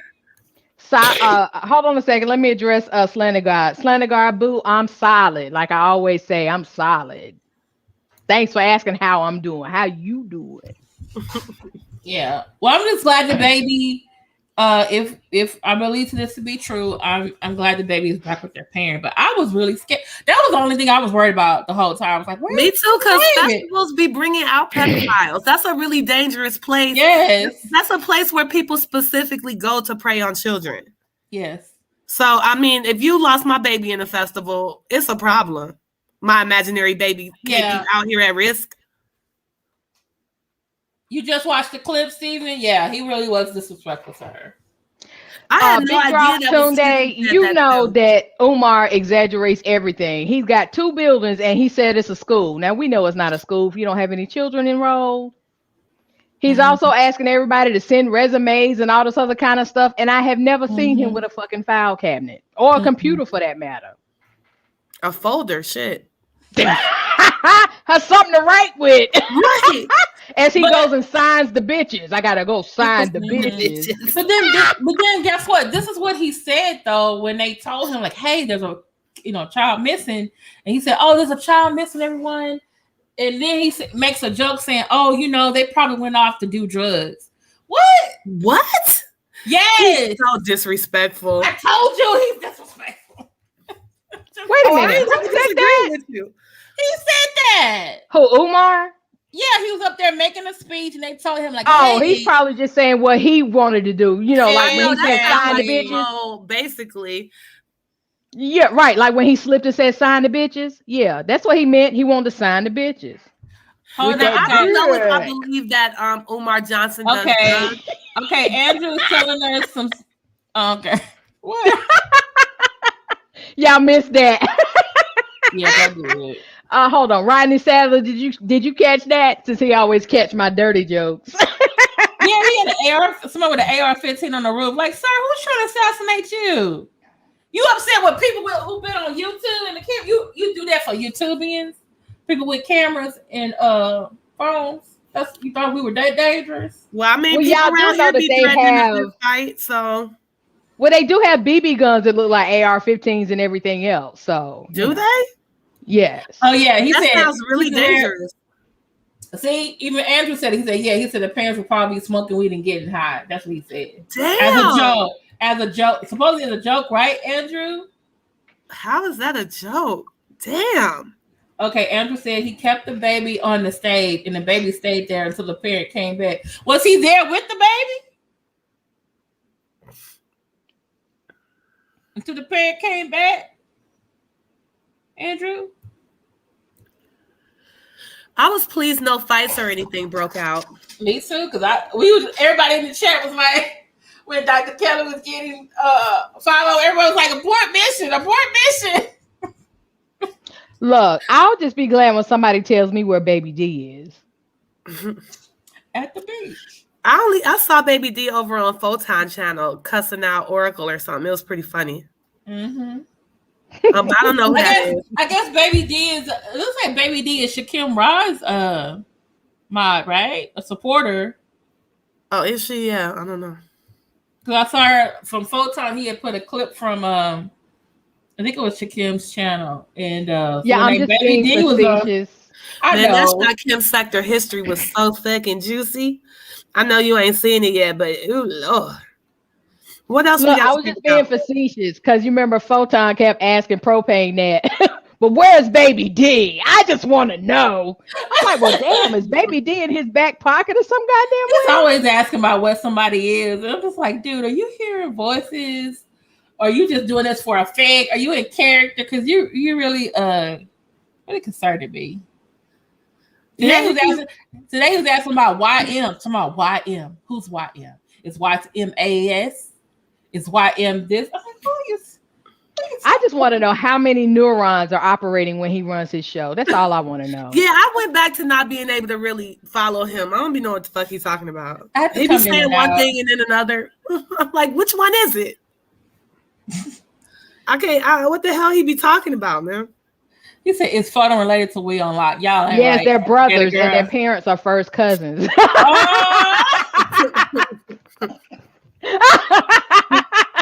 Now, Photon is not actually stupid, respectfully. Respectfully. Well, you can have a dumb brother and a smart brother. That's true. And both of them ride the short bus.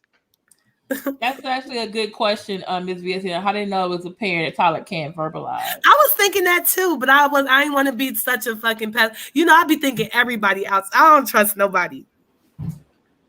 Children, let me tell you something. My grandsons are not going to go to anybody. Either they're not feeling or they don't know. Mm. They're not. I don't know. But I feel like babies that come from loving households, they'll go to damn near anybody. So what the fuck you saying? I'm saying you might be wrong about that. You might think that, but in my experience, like only babies that's been yelled at and stuff be scared to go to, like, the more a baby is loved, the easier they are to kidnap. They be like, oh, another person want to love me. My children are spoiled. My grandkids are spoiled rotten, and I don't allow anybody to yell at them, but they not going to anybody else. They not. If they don't know you, they not. They are absolutely not.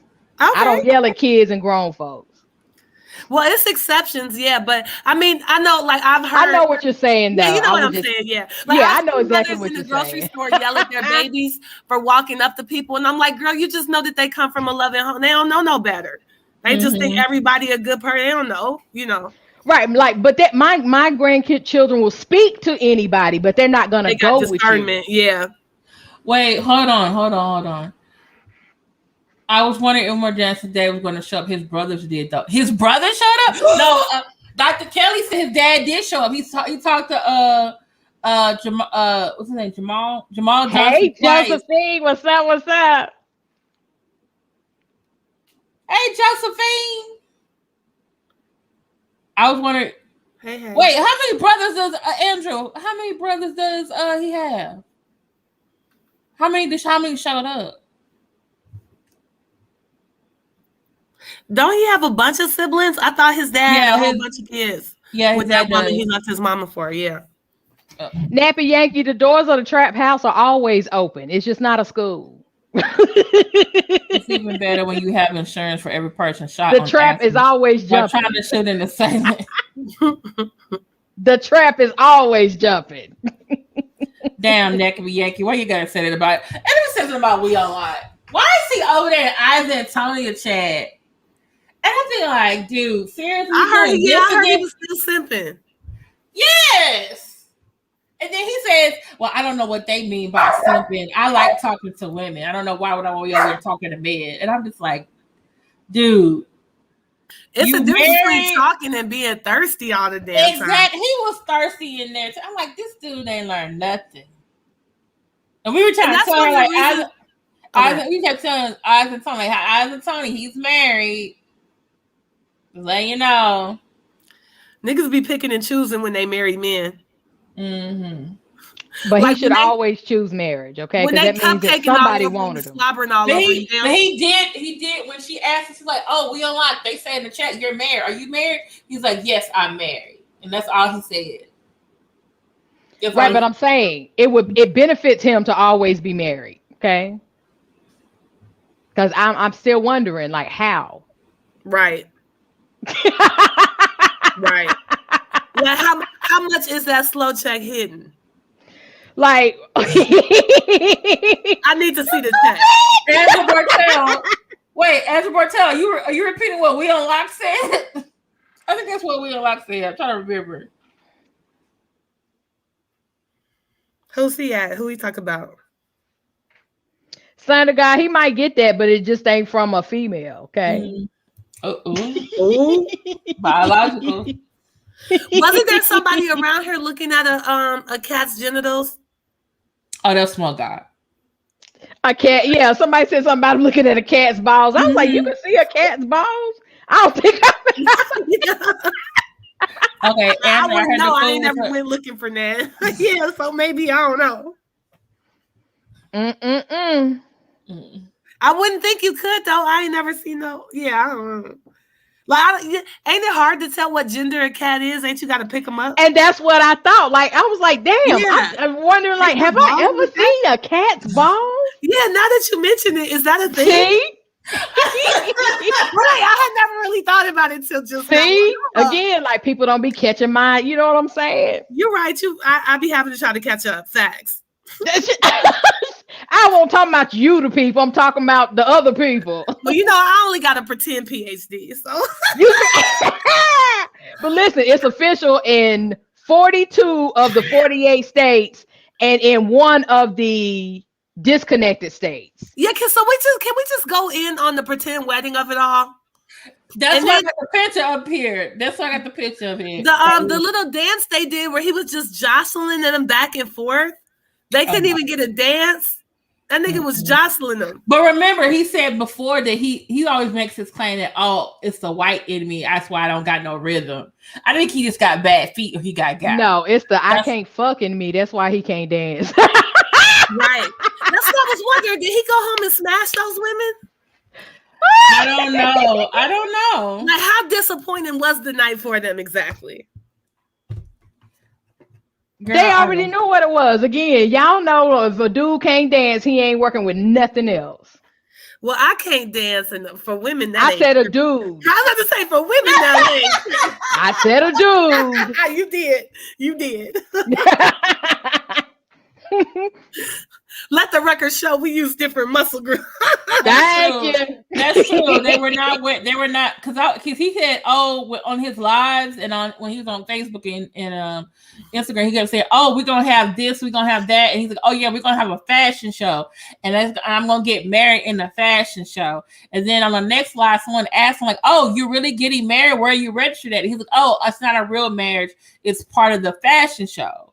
So I'm thinking like, you're going to have like different fashion and there's going to be like a wedding fashion segment, right? I'm thinking like Pan-African clothing. I'm thinking like, and then when I saw this and then I didn't even see a real runway. I didn't Fuck out of here, big draws. Fuck out of here. I didn't see any other models. It was just that ain't one of the positions. Josephine, you're so bad. Talking about a Pan-African stroke. That ain't a position. When Umar got down on one knee, I swear I thought he wasn't gonna be able to get back up. I was shocked. He did it. I was like, are you asking these women to marry you? Are you getting married? What is this? And I was like, how is this a fashion show? Well, them African dresses ain't cheap, so that's why they ain't have none of that. And why wasn't it an African wedding? Because that costs money. Those dresses, you can't go down and just pick up some fabric from Joann's and slap then why them have together. A fashion show? See, this is what I'm saying. This is a minimum credit. Umar Johnson was a nigga in class who raised his hands like, what's the minimum words? This is a minimum word count type of wedding. He had 140 characters. He'll tweet it. Let me know. What's your 140 characters? And then he turned in 139. He that nigga. I just said that, Josephine. You can't dance. You can't stroke. He does have it's a time into that thing. Like you can't dance. I can deal with a man having a belly, but a man having hips is inexcusable. Hey, I'm sorry. Hey, YM. Photon was asking about you today. He was like, who is Photon? He's like, who is YM? Is YM A? Yep. Is YM the Oracle? I was like, YM is YM. HM, he's not a did I pass. He's a how did I do? I'm like, the fuck? I mean, I'm sorry. Andrew Bertel. Can I talk to Andrew Bertel? Okay, Andrew, though. You do bring up a good point. Is the negative post by YouTubers helping him or hurting him? But some people who have saw those, I guess you could call it negative posts or whatever, they have stopped being Umar Johnson supporters. So I think that this was a win for him. What did he win, girl? Well, I think that Lenon Honor and KKC saying over and over that he couldn't pull off a block party, that when he did pull off a block party, it made them look stupid. Did it really make them look stupid? But it's a free event. Yeah, because they were saying that, but still they kept saying that he couldn't even do that. That's the thing when you go around talking too much shit. Like they should have said that anybody could throw together a block party, but both of them were saying Lenon Honor was like, oh, see, that's not how you do it. He doesn't even know how to do the most basic things. So when he ended up pulling off, even at the most bare minimum, he made a liar out of both of them. That's how I feel. But was it him or was it the people who supported him? It doesn't matter. It doesn't matter. It does matter. No, it doesn't. Not when somebody kept saying you couldn't do it. Because even if he got other people to do it, he still delegated and got it done. Like, that's a fact. And that's what I mean about hurting your own credibility. If somebody kept saying I couldn't bake a cake and I bake a cake, but it's nasty, bitch, you didn't say I couldn't cook a delicious cake. You said I couldn't cook a cake. You know what I'm saying? So you can't. You could cook a cake. You know what I'm saying? So you don't know that. But do you think that shit? Okay, but do you think this also has to do with the fact because there have been other things that people have criticized Umar for, and then it's like he turned around and actually did some things. Wasn't the best, but he did some things. So could this be one of those things that because he kept hearing all the negativity, and we were like, okay, he's gonna disappoint you again, so he wanted to prove us wrong? Or did his supporters? I heard that Svengalis said something like that. Like now she's trying to take credit for him doing it legal. Yeah, and it's just like, bitch, pick one. Okay, this is what. No, but I'm seriously. I'm asking the question. I'm not like her because she was like saying in her videos like, "Oh, we made sure the thing was legal," and I was like, "Really? Right now you helping them? Because I thought you were trying to cancel it." Right, exactly. Yeah. And I have to admit, I did admit in my my post on my other channel, Let Me See a Transcript New AFW President, I did say I did believe he wasn't going to do this. So I did have to give him credit. And I said I do have to give him credit for it being done. I can give him that credit. However, that's the only thing that needs to be said. And like I was saying in my little live, how Lenon Honor and KKC didn't give him his props, and people did. Let me finish. People did. They might have spent like 1 minute saying he did it, and then they went off for like 2, 3, 4 fucking hours saying all this other shit. When the way that you had apologized, that's how you apologize. You come out, you admit you're wrong, and then you shut the fuck up. In my opinion, respectfully. Okay, I'm on about 45 minutes. You don't say I was wrong, and then go on and on for hours and hours. Okay, but I understand your point, but there was still some shit wrong with the goddamn event. Right. I agree. I wouldn't have went to it. It was filthy, disgusting, a hot mess. But at the end of the day, I think that they really made themselves look stupid. And you just have to if you go off hating and saying somebody can't do the bare minimum and then they do the bare minimum, you look stupid. Okay, that's kind of hard saying you look stupid. I mean, I have to agree with her on that one. One does.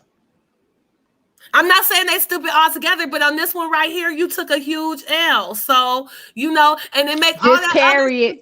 Go ahead.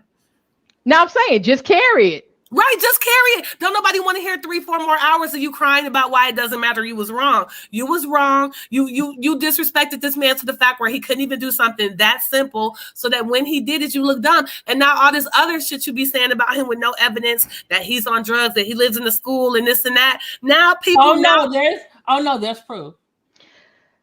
Let me see your transcript. Let her finish what she's saying. Oh, I'm sorry. Because that doesn't matter. That's not the point. The point is that there's no concrete evidence to support these allegations. Right. And when people throw out things that are either right or wrong about somebody, it then becomes the other person, if they want to choose to respond, to either prove or disprove, prove them right or prove them wrong. And that's just like one of the arts of arguments that old girl likes to use. Right. Like she'll say something, whether it's true or not, the other person bears the burden of proving it. And if you expecting people to take your word for it, when you come out and catch such a huge L for being so wrong about something, then now all these other little house of cards ass arguments you'll be making, it's like, well, if you were wrong about this, maybe you're wrong about these other things. So like, that's what she's saying. You get it now? Yeah, I get it. It's like, okay, so what else? It's kind of like the moment you catch somebody in a lie, then you start going back over and say, well, damn, what else did you lie about? That's right. Yeah, that's true. Right. It's like if I accuse one of my students of cheating, right? And I go to take all these other steps and it turns out they weren't cheating at all. I can't be like, well, I still have proof of this other. Nah. Unless you got black and white proof, all your little circumstantial evidence is trash now. You fucked up your credibility. Conjecture, you overplayed your hand. You put 10 on 2. You know what I'm saying? That's what you did. 20 on 10. And not to mention, in light of the way that anti-Afro Svengali is completely losing her mind and going against the whole sector and getting in bed with people who we know good and well she don't respect, it really is altering my whole view on the stalking Umar Johnson thing anyway. Like, what's the point again? Like, what are we trying to accomplish again? Like, what? Are we sure we got a good reason for stalking this man? Like, are you sure? Mm-hmm. Because she also want to call the feds on Max. I don't. It's just like maybe policing the internet is not a normal thing to do. Yeah. Maybe it's weird to be that controlling. Gator girl. Okay, we'll try Gator girl. Gator girl, I didn't say her name. I just said her. She's just a pronoun. Okay, my fault. I'll stop saying her name if it's that's nothing to do. But yeah, it's just the whole stalking him and pretending like you're doing it to help somebody. I don't believe these alleged good intentions anymore. So I just he threw his little block part. Like why are we making hours and hours of content speculating about this man allegedly doing drugs and living at the school, and like what's the point of all that again? That he's not equipped to be an actual leader and support the school. That's true, but for the number of man hours, that we're putting into this, aren't there like for example, there's another sector that I'm into as much as this one. It's this sector based around that old show To Catch a Predator, where they still be going around like stalking predators and trying to ruin their lives and fucking with them. Like these are worthy targets. Do you know what I'm saying? Okay. Like if you're really out here trying to protect kids, why not go after like actual fucking pedos? There's thousands of, you know what I'm saying? And it's people that really spend their free time putting cases on these people that be on the internet trying to hurt children. So that's something I could see putting this number of man hours into. But to put all this effort into a comment, it's not like he be cleaning people out. It's not like he'd be out here brother polite and taking people's last penny. He just at the end of the day, is Umar Johnson any more predatory than a regular just Christian preacher that just be selling dreams and collecting the fees? That's what he's doing. He's a conscious pimp preacher. That's what he is. That's exactly what he is. So what like we don't go after those people. Like actually I do. Me and my friends actually do. No, we do go after those people, but it's not a crime. It's just ethically, it's unethical. They're immoral. Okay.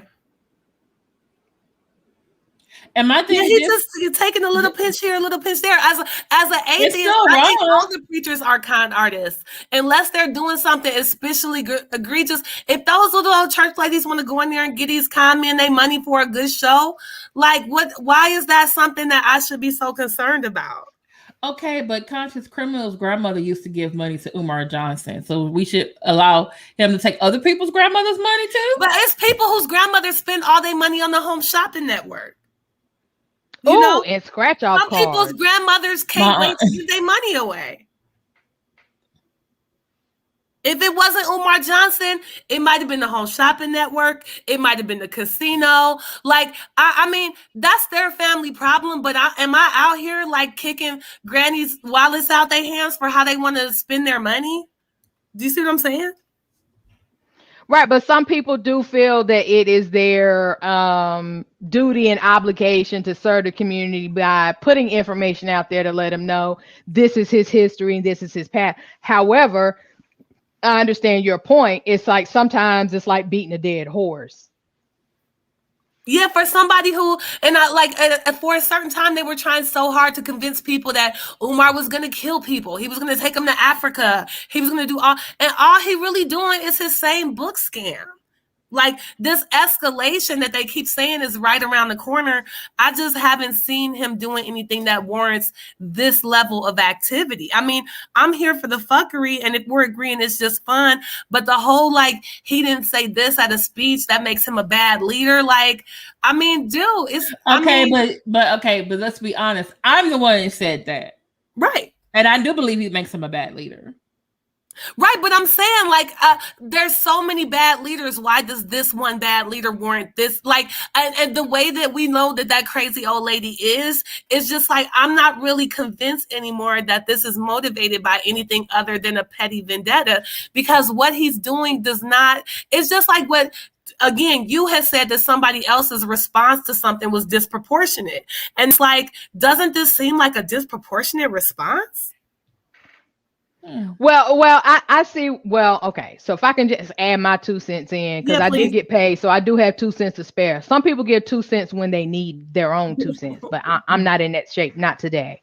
But maybe next week. But I think that what I'm hearing from Carrie Ann is this idea that, okay, it's one thing to speak on it. It's another one to like stay on it and spend hours and hours and hours, like, again, beating a dead horse. So you said what you said about, okay, him not mentioning the 9/11 thing, but we're not in like 3, 4, 5, 6 hours still talking about 9/11 and why didn't he do that? You see what I'm saying? So it's not about acknowledging something. It's about staying on it and then digging this hole and then just keep going down that hole and down that hole and down that hole. And it's like, at some point in time, when do you abort mission and change your focus somewhere else when you see that what you are attempting to do either cannot be done or you're not the person to do it? Spot him. FDMG is coming. Oh, spot him. I agree with YM. I don't think it's just that either, but I do like the similarities that have come out between the Dogfather and the crazy old lady. It just seems like I feel like we all might be caught up in something that we think is one thing is really another. Do I think that he's fit to be the guardian over children? No, but I feel that way about half my coworkers too. You know, and like I said, if you let it up to me, every church is a con artist, damn near every single one. Like, am I about to be harassing these people if that's what they choose, they want to believe in? At some point, shouldn't be people be like free to disagree with you? Because if it's only about educating people, why are we going after people who just even associate with them? Like that, it's just like, it seems very malicious to me. This doesn't seem like an education campaign to me. Okay.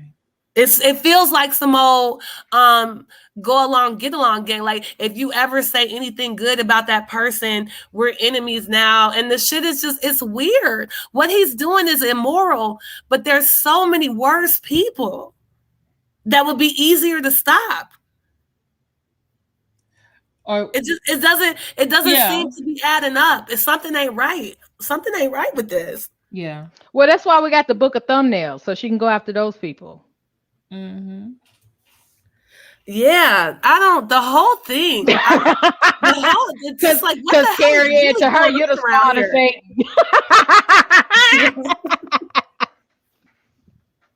And I think he's super fucking dope. You know what I'm saying? Mm-hmm. Like, I think she'd lose sleep every time you hit a stroke a key on your laptop. Oh, girl, I know, right? And that's what I'm saying. The irrational stalking of me has me like, well, if she's crazy stalking me for no reason, then she telling people to call the feds on Max because the nigga took a trip to like, what the fuck? What? He didn't even take a fucking trip. This is a more weird. You're going off this is what gets me. She is literally going off something that the smoke god said in his chat, and he smokes me all the damn time. Who looks like he might actually have louse, and you over there, but you gonna try again. What? I can't. Listen. I don't have anything else to say on that chick until she says something to me, at me, in my face, and then I promise you she won't say anything. Girl, you just gonna leave me like that? Okay, I understand. Who leaving? She said, "Man, I will not wind up in the book of thumbnails because y'all demon possessed."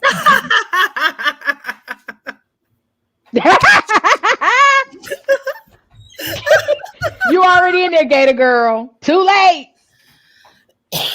So, as a matter of fact, I hand wrote your name in there. Okay, so on my thumbnails, you know, your handwritten Gator Girl 04 is here too. That's what it says. Yeah, Umar Johnson threw his little block party. He did it. He had his little tacky wedding. People sat on that dirty rock. All these things happened. They all happened. And I'm really not with that. People admitting they were wrong for 5 minutes and then going on and on and on for 4 hours. I think that's whack as fuck. So how long you think he should have lasted? Long enough for them to say they was wrong and shut the fuck up. Oh, right. Or on another day. Okay, you did this, you did that. You did it, on the checklist here. Let's now get the school open. Yeah. Or I can admit he did this right, he did this wrong, but at the end of the day, I said he wouldn't do it and he did it and I'm out. That's it. That's how I'll tell you what. If I'm out here and I disrespect somebody's name or I slander their name, my apology ain't gonna be no longer than that. I ain't about to say, oh, I said this about this person and I was wrong, but the bitch still ain't shit if you really think about it. But let me see your transcript. It is an act of showing humility to be able to admit when you were wrong. Yeah. Okay, well, I admitted that he was wrong, and I don't want to go on for hours like y'all said. So. No, you did it. You right, did but it. let me finish though. Lenon, I did it, and KKC did it. Like that's right, but let me finish though. So like, it's like whenever you say, "I apologize," and then you say, "But you did the same thing." It negates everything you said before the but. When you put a but in there, it says dismiss everything before the but and only pay attention to what I said after the but. Because here's why I'm still really right. And thank you. So it just takes away from it. So it's like, okay, you've done these things. Now I'm waiting to see you move on to school. Boom. Boom. That's all. That's it. That's all. Anything more than that is saying too much, in my opinion. Because if you don't open that school, I'm in your ass. I'm in your ass.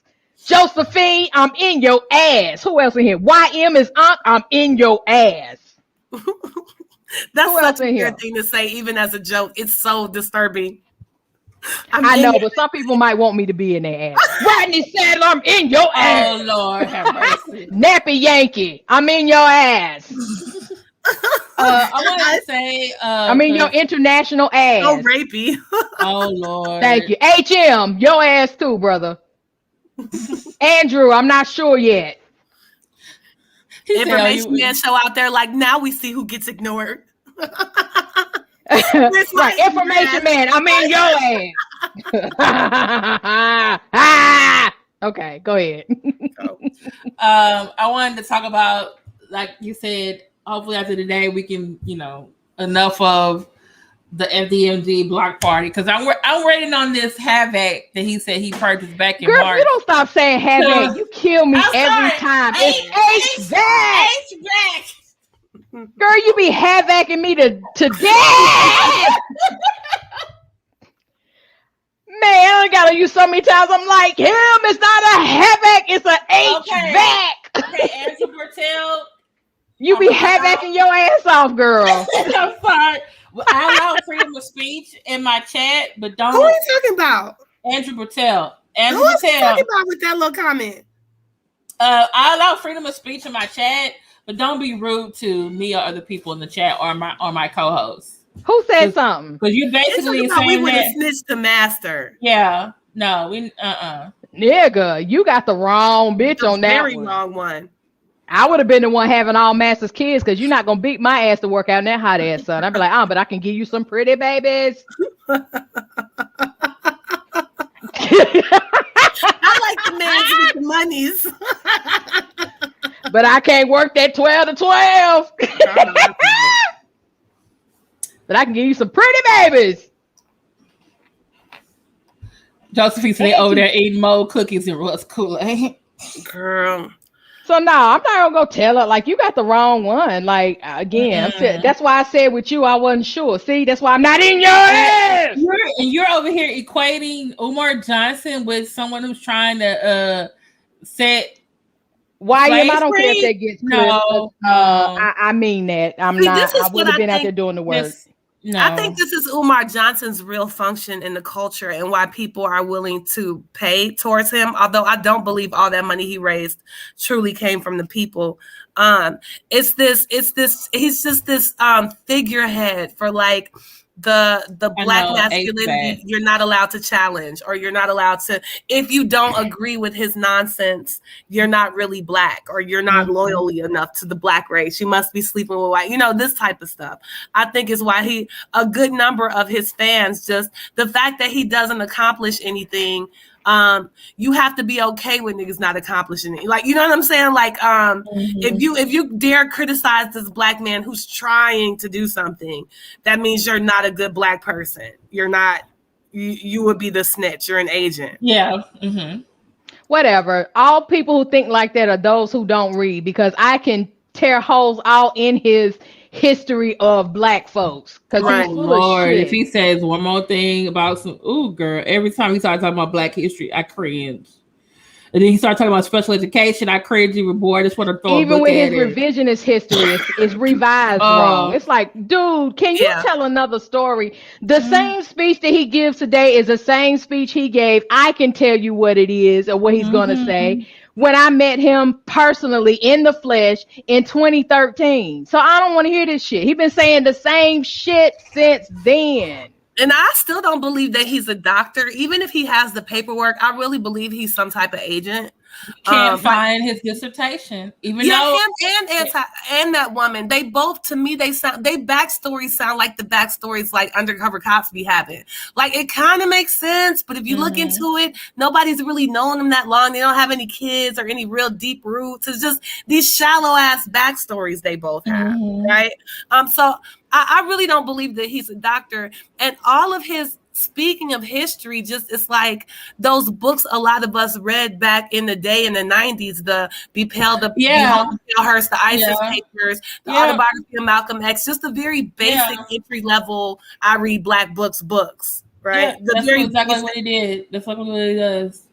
Yeah, like right, because those black people actually did stuff and made plans and did things that are long lasting and they have a legacy. So it's like, well, why aren't you trying to at least do the same thing? Right. Like, you're not even taking a basic plan and trying to enhance it or modernize it. You ain't doing shit but the same shit. But he tells you, well, that's one thing that they say about him that's true, is he's very anti-black. You know, very anti-black, and the only reason he gets away with it is because he basically rails against the black middle class, and most of his followers are extremely impoverished. So it's okay, those blacks, and he says the black, I think he says bourgeoisie. He doesn't say bourgeoisie correctly. Yeah, he says something, the black bourgeoisie or some shit. Some little mispronunciation. He's very anti-black. And it's funny because in my class, my American Lit class, we're just getting into Sinners in the Hands of an Angry God. And it's just, there's something, some people just like to be cussed out and talked down to. It's not just black people, you know? But that's that preaching that comes from the Old Testament, a God of fear. I'm not going to fear you. Right. Or you like, I mean, you haven't done anything for me to fear you. The bully. Is that what bully means? No, the bully is like something that Creole, not Creole. Yeah, okay. Yeah, the way she wrote it though, it's like, yeah. The boule it only has one E. The boule has the Geechee people or something. Say what? Are those the Geechee people or something? No, the boule is like an elite group of people. Like so when W.E.B. Du Bois wrote The Talented 10th. 40 years later, he wrote the memorial of the Talented 10th address, where that was given at the Boule, because Roland Martin is a member of the Boule, where he talks about how the Talented 10th broke off from the masses, which is not what he intended for them to do. He intended for them to function and and actually be of service. And keep, you see what I'm saying? And use their resources to help uplift the rest of the masses. But instead, what they did was they broke away. So it's at that boule where he introduces his ideology of the guiding 100. Okay. Yes, I'm well read. Good stuff. Thank you. Very good. Also, the Greeks, some of the Greeks, I know they have certain events and they'll say, okay, so as a member of Zeta Phi Beta Sorority Incorporated, we have conventions and the guys go to boule. Okay, there you go. That's what they call their annual convention when they convene. Okay. I had never heard that term until recently. Yep. Okay. No, YM is on. You good? You good? Well, yeah, they don't love him back though. He be getting bitter. He be sounding like a bitter bitch. YM. When he don't get $10 million, he be going off. He got one to come to his event. Mark Lamont Hill. Is he super rich? I mean, he's, middle, I guess. Is he middle class? Let's say middle class. Yeah, Jack and Jill is like a group for, bourgeoisie, or actually it's not even bourgeoisie, it's a group for the buffer, what they used to call back in the early 1900s and 1920s, the buffer class, which would be these people who were able to actually pass for white. So what would happen is they also had the Blue Vein Society. So what would happen is that, they would look at your risk, and if they could see the blue veins in your wrist, then you were able to be admitted. Just like the difference between the AME. I knew about. Yeah, and the octagon balls and all that. But like the difference between the AME and CME. So CME used to have a comb over the door to where if you could walk through and your hair did not get caught in that comb, you could be a member of that church. Wow. I didn't know that. Yeah, so being called colored is supposed to be like a bourgeois term, like Negro. Yeah. So, as I said, when you start reading instead of just listening to what some of these pseudo intellectuals have to say, then you can actually, challenge a lot of their ideas. So I don't always go on what someone says. What someone said would be a springboard for me to know for myself. Yeah. So there's a lot of, history and things that, I didn't know the comb one, but I never heard of the CME church. Everybody up north where I'm from is AME. Yeah, there are CME churches down south. Yeah, and there's a few. Yeah, colored Methodist, Episcopal, African. Oh, I never heard of them. Yeah. Yeah, it's called Colored Methodist Episcopal Churches. Didn't they change their name though? Is there Christian Methodist something now? I don't know what they are now. I'm AME Zion. I am part of what we call the Freedom Church. So Frederick Douglass and that's for my family. That's Christian. Sojourner Truth, as well as Harriet Tubman, were members of the AME Zion Church. And not only that, we do own the house in New York, Harriet Tubman's property, and we do. One of our churches is built over where Frederick Douglass actually had his printing press for the North Star. Oh, nice. Did you hear? We'll say this before we're about to, because we're in our 2 hours. Terrence Bailey Sr. said that he was just at the dedication of a mural that was in the, it's called the Hill neighborhood in Maryland, near the church where Frederick Douglass actually attended, or something like that. I have to put the link in the chat. I think I shared it. Look and see what he's talking about. People don't want to hear stuff like this because, again, that was kind of like my argument as I talked back and forth with Umar, when he was actually there, because I was working at Bennett College, which is an all women's, historically Black college, and I had taken some of the young ladies with me. And, some of the questions I was asking him and challenging him or whatever, he would just kind of talk over it and try to, make a joke out of it. So, I mean, we got a well-read sister in here. I'm like, you goddamn right, you got a well-read sister in here. But then afterwards, it was up to me to inform the students that I have, okay, yes, we can be supportive of someone's ideas, but you also need to do your own research. And if this person is not doing what they say they're doing, then you need to abort mission or abandon, because then these things turn into like cults. Yes. And, very cultish behavior. So, and that's another reason why people say the same things over and over and over again. So it's a way of programming. Mm-hmm. Mm-hmm.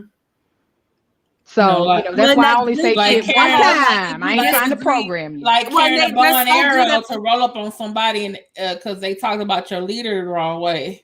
And see, our language, especially the women, like, oh, the second you don't subscribe to the group think, you're not really Black. You're not really, you're exactly. And even with him, with the women, and you got to be nappy. Well, then what do the men have to do? You never say anything like, oh, and men, you have to have good credit. Like, what can they do? Why are you always trying to make sure that you break down the woman? You know why? Because the woman is the first teacher.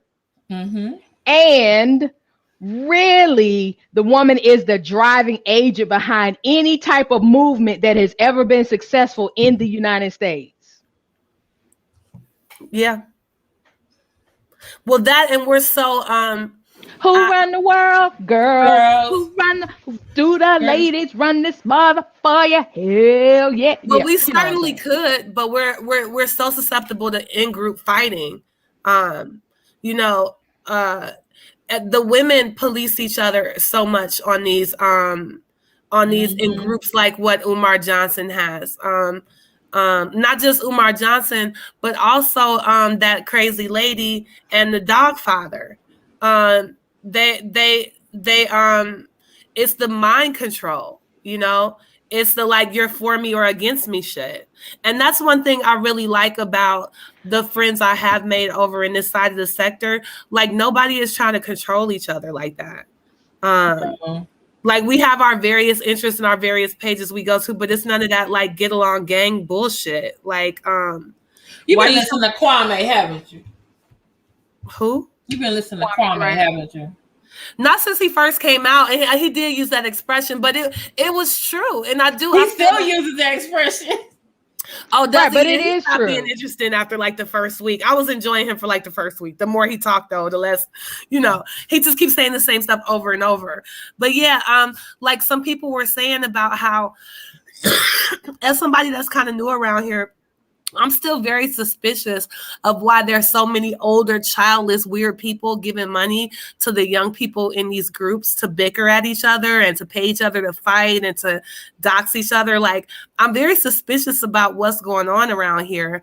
And I think that just as adults, we have to be really careful about letting people put golden handcuffs on us or coerce us little by little.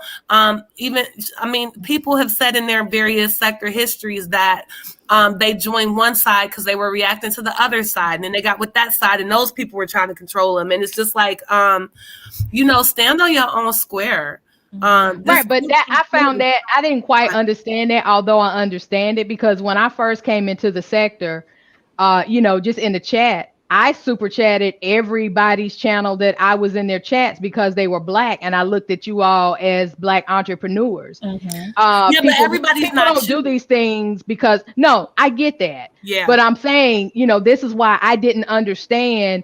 Well, wait a minute. You try to use super chats and cash apps to control and pit people against each other. I didn't understand it. Because that was just not me. I'm just sitting here saying, I'm throwing this money, not because I can't use it for anything else. I give so that I can receive. But I'm also giving because, as I said, I look at you all as Black entrepreneurs. Yeah. And I get that. I'm doing this for money. Yeah, I feel you. And I feel like when I first was talking about that, I regret making it because I was actually saying it was weird for men to give other men money. And it's like, as I was looking back, like, was I discouraging us from supporting each other? But like, I feel like the last few weeks have proven me right. Like, men don't normally do that. And when they do, it's some weird shit going on around here. And so, yeah, that, this go along, this having to agree shit, whether it's from Umar Johnson or from any other group, it's really scary when you think that you could just be having fun and somebody has this dark path they trying to lead you down. Right, but it also tries to pigeonhole people to say, well, if you're not for me, you're against me. Yeah. No, I support you because I look at you as a Black business.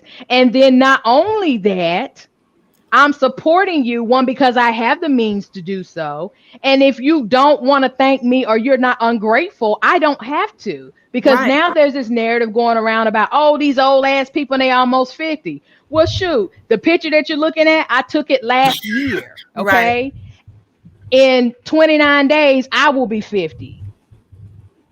Well, and nobody has a problem taking my 50-year-old money because it ain't the 20-year-olds that are super chatting y'all. It's the 40 and 50-year-olds. But for me, it's the fact that like you're not trying to buy influence. It's these old people on both sides who don't have kids, and I don't have kids. But it's something weird when somebody that old is trying to pay young people to fight each other. It's very weird. And it's wicked and it's evil. I'm just not a malicious and wicked person, so I can't. I don't function on those levels, so I can't even comprehend that. It is. It's evil. That's exactly what it is. Like even if I wanted to be an asshole, I wouldn't be evil and malicious. Right. And well, these same people, both of them I'm talking about, the money you gave, you never threw in anybody's face. But both of these people, they come on here, these broke ass niggas, they ain't got no money. So it's like, are you purposely seeking out people who you think need, you know what I'm saying, need this money? It's not a support thing. It's very sick and disturbing. And I gotta tell you, I'm normally careful anyway, but I'm definitely gonna be careful around this fucking sector because I think it might be something nefarious going on with all these weird little. It's no reason for no grown people to be wanting to pit young people against each other. It doesn't make any sense. Right, but the whole issue about trying to dox people and this, that, and the third, I am in the public. Right. I don't care if you know where I work. I am my own boss where I work. So if you call my job, you're going to talk to me. Right. You know, I don't care if you know where I live, because if you roll up, I got something for you. Yeah, and you're right. That's another difference. These other people I'm talking about who are giving money to the youth, they're these shadowy figures, and they're always trying to make you think they have all this influence. It's very bizarre behavior. And people keep chalking it up to like narcissism or this and that, but I don't know. It's something going on around here. And I don't care about everybody. I'm sorry. I'm talking to Andrew again. I don't care about everybody. I only watch my pockets. Okay. I don't care. You know what I'm saying? I don't care about, I don't be, pocket watching super chats and this, that, and the third. And who gives a damn about how many people have super chatted, to people who are against Umar? I mean, so what? How many? One thing that scares me about it, Nikki, like let's say, for example, that both of these people, because it came out in some of these sector histories that the woman on that side and the man on this side who are trying to manipulate the young people, they both have such similar tactics that it's hard to believe it's a coincidence. Right.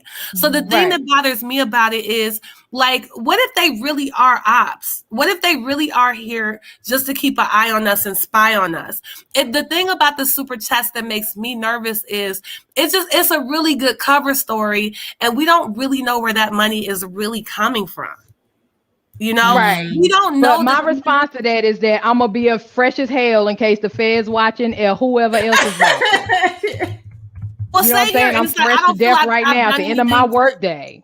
I get your point, but again, going back to, my statement was more directed towards the fact of, people who are or who do think about, I don't want to be doxxed and this and the third. Nobody wants to be doxxed, but what you're not gonna do is hold doxing over my head like I'm gonna be afraid of that. Right. Everybody somewhere knows something, somebody somewhere knows something about me that I may or may not want you to know, but it's all me. Worry about what you're trying to hide, because I'm out here. Okay, well, I'm outside. I don't want to get doxxed, but I'm not gonna be intimidated by some weird internet. Absolutely, and that's your prerogative. There's nothing wrong with that. That's the point I'm making. There's nothing wrong with it. What I'm worried about, Nikki, is not me. I don't have as much security in my job as you do, but I certainly have more than most like Americans, right? Like I have tenure as a teacher, and I think that nobody on here could use anything I've done against me. I'm not, but I'm worried about these younger people who are getting influenced to go fight each other and to do these things where they're actually hurting each other's careers. Like you said, I just think it's so evil that I just kind of want to warn them, be careful with these golden handcuffs. And, as a woman, I've had men buy me gifts, and I've accepted gifts from men before who I didn't have any intentions of being with, right? But what you don't do is accept money from an actual fucking pervert.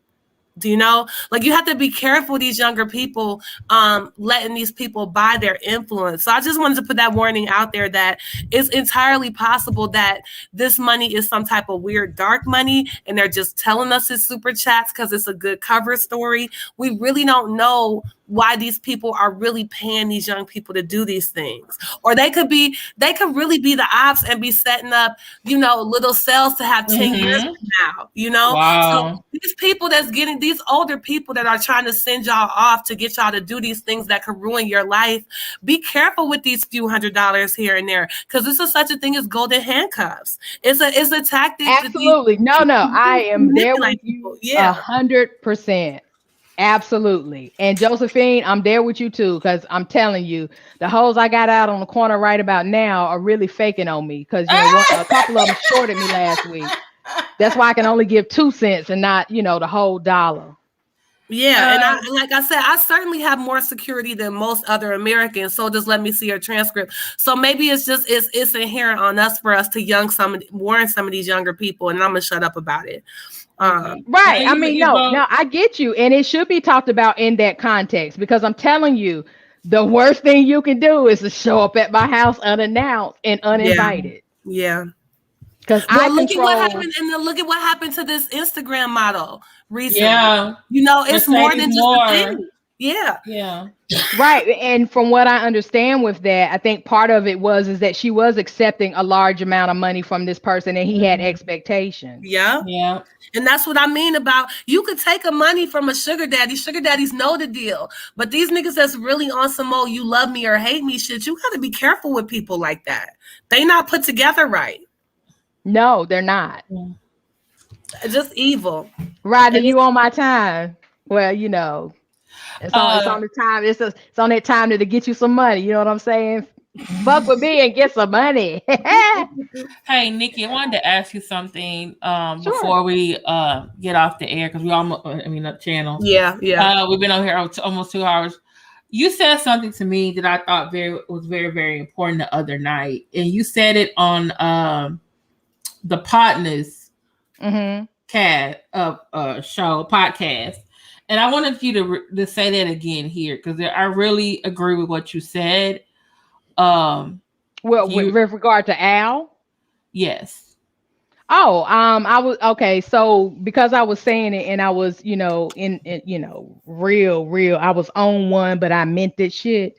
I said that nobody here who has a platform should allow somebody like Al, more specifically Al, to come on their platforms and disrespect Black women with credentials, right?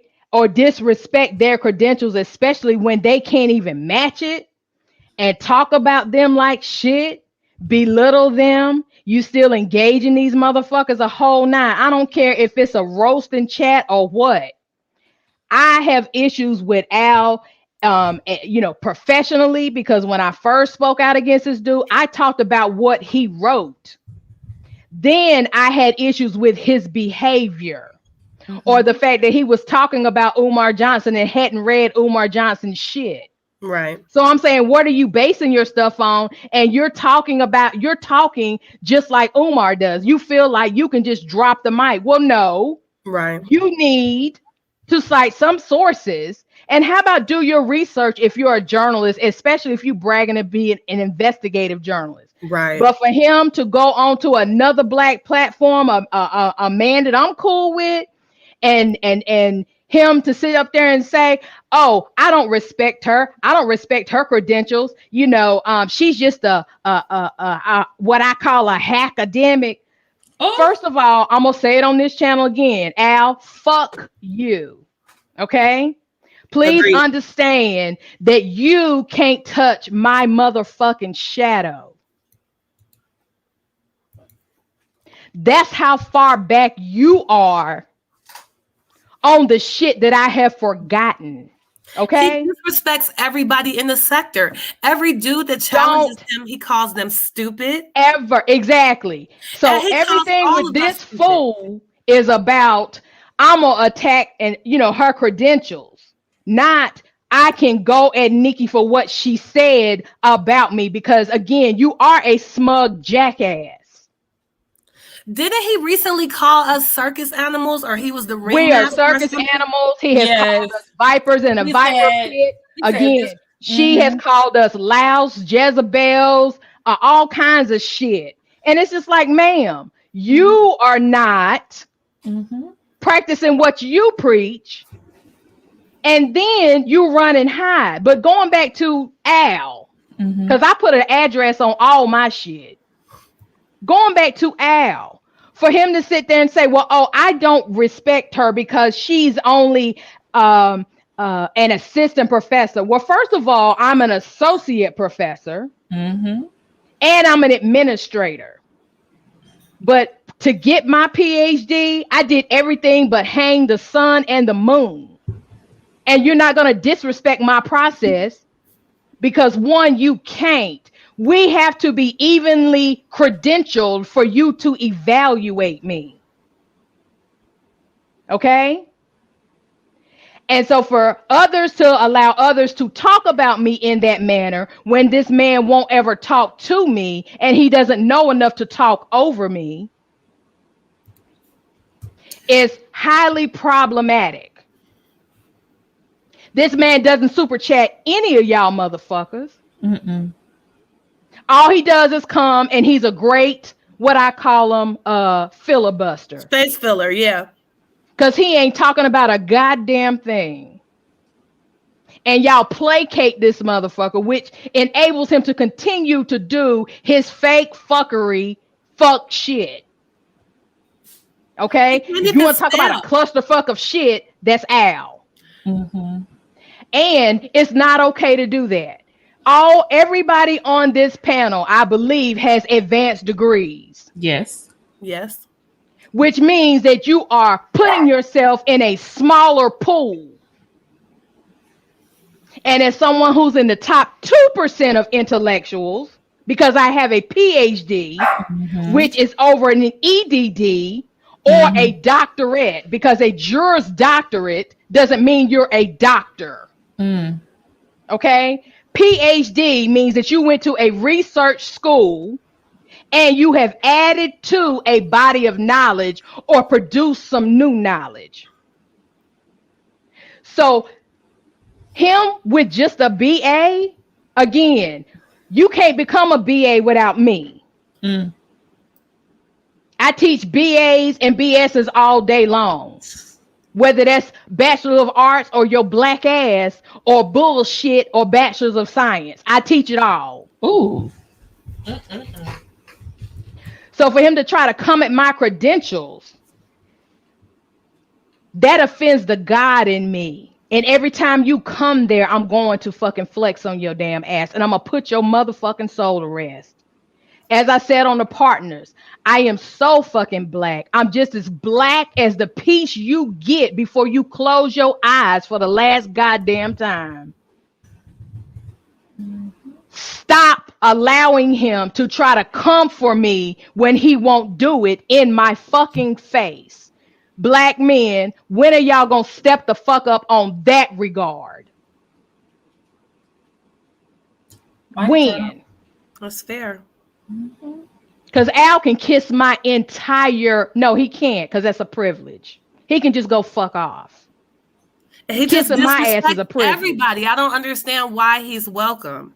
You know, and I don't understand. Like Rodney said, my teachers had to drag me. I have given my last dime to pay student rent. I have given my last dime to take students clothes shopping because they didn't have it, or they were cold, or their parents were, couldn't afford it, or I have paid tuition. I have bought books. And I promised God when I finished, if he saw me through my PhD, that I would do all of my work in the HBCUs. So I have only worked at HBCUs, which means that I don't make top dollar, but I give top effort. Hey, to speak easy too.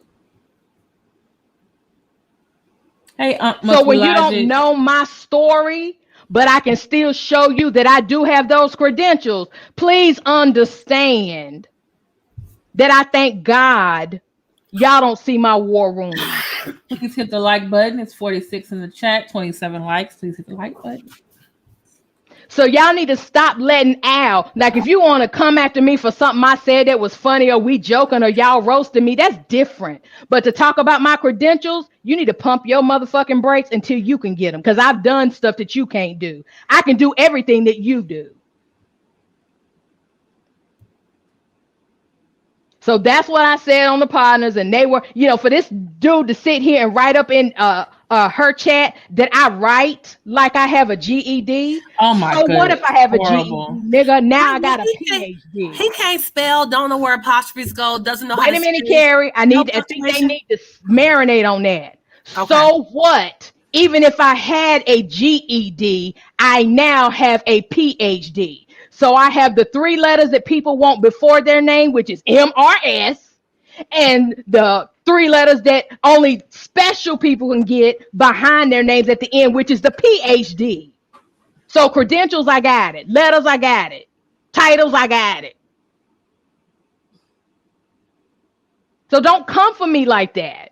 And I take super offense when there are black men in the chat that don't say, hey, motherfucker, not that. Or if you're going to go on Nikki, go on something else. But don't go on her credentials because he can't match it. I can match his. And my mouth is big because I put my money where my mouth is at. And I got it. Hey, Max B World Media. I got it. So let's not do that. Okay? I have a degree in English and in Spanish. I have traveled abroad. I have done presentations overseas. People pay me for what I know. And I help young black men and women learn how to think critically about themselves. And I don't make them feel bad about what they came from, because you are not a circumstance of your birth. Okay? So until he can top that, he shouldn't be allowed to come on none of y'all's platforms with that bullshit. I am internationally known on this motherfucking microphone because all I need is one mic.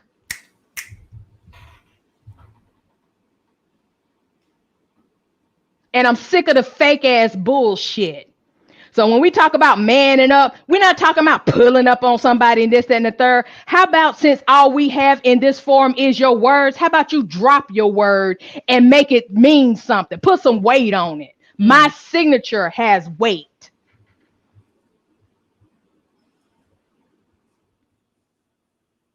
So somebody who is black when he wants to be, and whatever else, wherever the fuck he is, whenever he wants to be, that ain't gonna fly with me.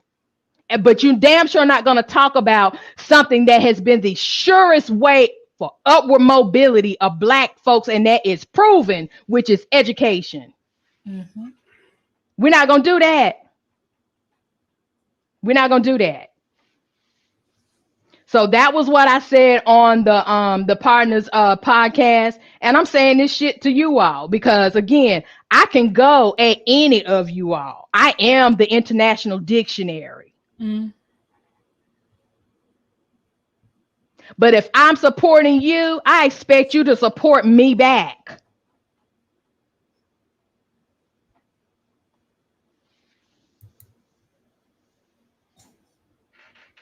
In order for it to be a battle or a war, we need to be evenly matched. And as I said, even on the shit that I forgot, he ain't ready.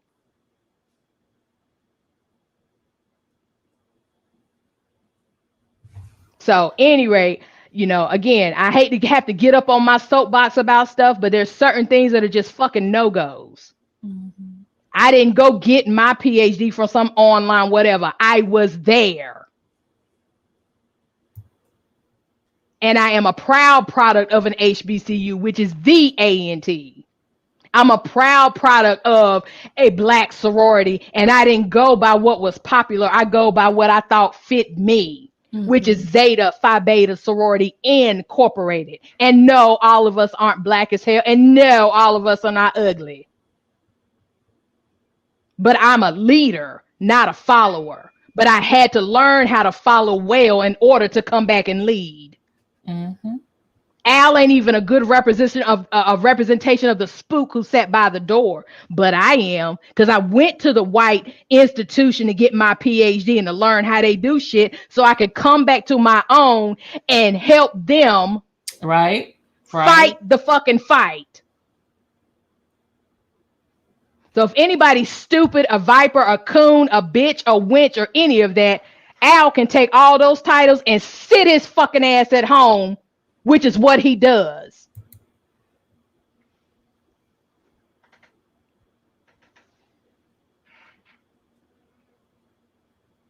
Anything else?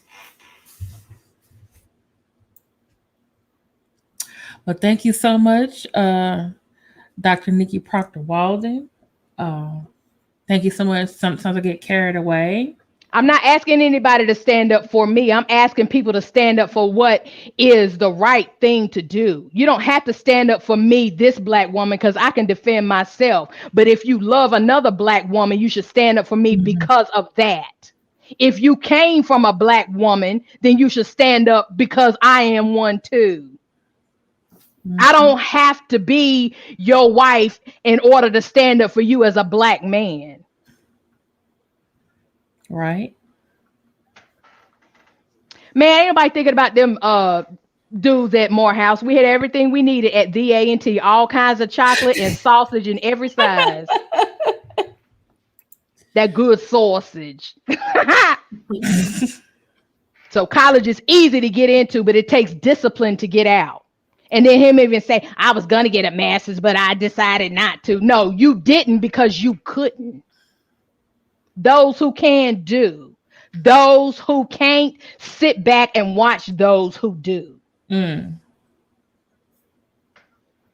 I'm not a just do it. I just did it. On them niggas. Funny people just did it on them. Go ahead, Nicki Minaj. Yes, I just did it on them. Okay. These niggas is my sons. And again, he can't touch my motherfucking shadow. And this is Let Me See Your Transcript, and I support this message by Thank you. And I support it too, damn it. Custom for this show. I was going to say the reason why I wanted Nikki to talk about this because she said on the partners, I was like, oh, I need her to say it again over here. And I really do agree with it because for you all, a lot of you, not all of you, gave me a lot of flack for interviewing Al last year. Like, how can you have him on your program? I defended him. I said he can go anywhere he wants to go. And then I learned slowly but surely what kind of personality, what kind of person that he is. And so, and I very much hated the fact that how he disrespected Max, especially with the Max having on his channel so many times. And I thought surely, especially since the good guys were saying all year, y'all shouldn't have him on your program. Y'all shouldn't have him over here. Why is he in this sector? But now it's like, for the most part, I guess the good guys and either the AFW or the former AFWs, we decided, okay, we're not going to have Al in our chats anymore in our program. But he's still here. And it's like, and he's being disrespectful. I saw him in the chat the other day. He was like, oh, if this is a circus, I must be the ringmaster. And I'm like, what the hell? Exactly. And I would have been in there like, who the fuck are you talking to? How about ring your ass in the tub or something? Lame, boring ass. And y'all just sit up there and placate that motherfucker. Block him from your goddamn channel. Yeah, he's blocked from this channel. He is not allowed to be here. He's going to be blocked on my other channel too. And it's up to you. Like, we're not saying, oh, we're telling you what to do to have who in your program, but hey, he's disrespectful. Yeah. Especially the Black women. And to people who support you and have supported you. Because anytime he showed up in Max's chat, I would say, oh, gotta go. I can't do this, motherfucker. And then you want to talk about me? Like, dude, I haven't done shit to you yet. Because as I said, I don't fuck with smoke. I bring the heat. Smoke dissipates. Heat only gets more intense. Mm-hmm. And once I get a grip on you, I'm like a pit bull. I'm only going to loosen for a better motherfucking bite. Gone somewhere, you playing with somebody who does not get dressed to play. What do you take from the man who has nothing? Yeah, but I starting to see that he is a problem in the chats too. Because that's where he made the comment about, oh, if this sector is a circus, then I must be the ringmaster. And I'm like, what the hell? And then old girl had a nerve to call me ghetto and tacky and this, that, and the third. And then when I showed back up in the chat and say I'm right here, she couldn't talk to me. but you can talk about me and then block me so I can't respond back. Bitch, fuck out of here. That's what How they about do. that on these nuts? Echo chamber. Yeah. Well, She's and I came to ghetto. realize The speakeasy. Y'all not looking too good right now, okay? So I'm gonna let you have this one. But I think some of the people you kicked out, I think what you gonna do about the people y'all kicked out? Are y'all even together no more? She gave you some pity props. Okay. You never have that. She let you have it. Pity. So we can't talk about protecting each other if you don't protect each other. Mm-hmm. That's right. Well, I don't. And guess what? Wait a minute, Carrie. I'm sorry. And guess what? For those of y'all who keep saying, "Oh, if you don't like my channel, unsubscribe," and if you can, y'all can do this, then the third. Guess what? You need your damn subscribers. If you're talking about a certain person, man up and say who the fuck it is. Hey, yes, Nappy Yankee was right about Al as well. And the speakeasy, touche. But I have never wavered from my day one with Al. I am consistent. That's why I keep telling y'all when you say, Nikki, how you doing or what's up? I'm solid. Oh, the Friday Charlotte, you wasn't here. We were talking about the fact that Al has been very disrespectful in how he talks about Black women, and also what he says in the chat. And there are still some channels that he's still hopping on. First, it was just Smoke God, but I think I'm starting to see him on a couple of other panels too, which he's all able to go there. But it's just like the disrespect, the talking about the troll, saying that I forget whose channel it was, but it was like, oh, if this is a circus, I must be the ringmaster. And so I'm just thinking like, dude, did you just call us all a circus or clowns? Appreciate that in my own way. If you're the ringmaster, so that means you're manipulating us. Well, he came over here saying he got a job to do. They know he reports back to that lady. I don't understand why him or Rev G are welcome over here. They don't. Well, I'm not a job. I'm an experience. And at times I'm a movement. All right now. Talking about he is a reporter. Guess what? I work for a newspaper too, part-time when I was working on my bachelor's. So is that what he's doing by going to the different chats and stuff? He's getting information and going back to report? Well, it's certainly not coming over here to kick it with us because he respects what we have to say. All he does is suck dick of whoever panel he on at the moment, and then he go over to the next panel talking shit about us. Yeah, that's true. All of us. I mean, for him to say about Carrie Ann, sometimes I forget my meds. Yeah, that's horrible. You would be fortunate if she let you smell her dirty drawers.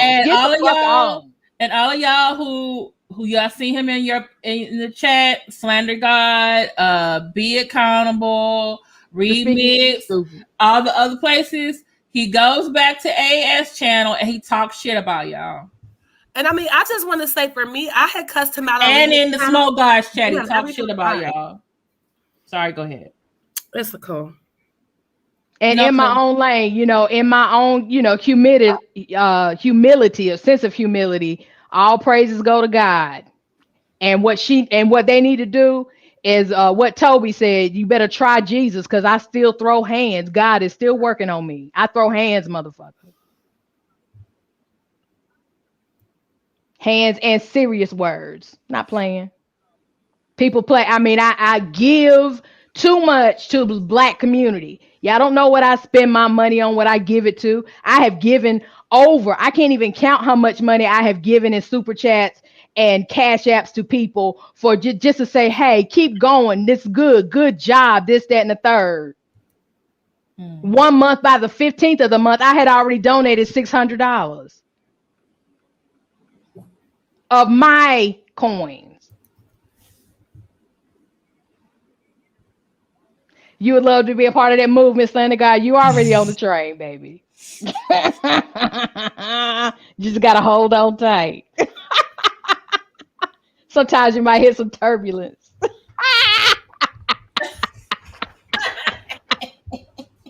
But trust me, we're gonna get to the destination. And even with Smoke Guy, he don't know, not Smoke Guy. Yeah, Smoke Guy. I may have been one of his professors at the A&T. What? I just don't know and don't remember. I don't know when he was there, and I can't remember all of the thousands of students I've already taught. So again, disrespectful. People play too motherfucking much. Mm-hmm. Now, as I said, joking on me is one thing, but you don't talk about my credentials, because I have never challenged her on her credentials or him on his. I challenged him on his what he produced, and to sit there and tell me the best advice I can give you is if you say something, then it's going to be critiqued. Well, nigga, when I critiqued your shit, you had a problem with it. Mm-hmm. And I critiqued it to you while you were in the chat, in your fucking face, not just behind the back shit. And again, I write like I write like I have a GED. Do you understand how much money I make for the shit that I write? Mm-hmm. Oh my God. I saw your Vita and I was like, I think I need to do some more things, a whole lot more things.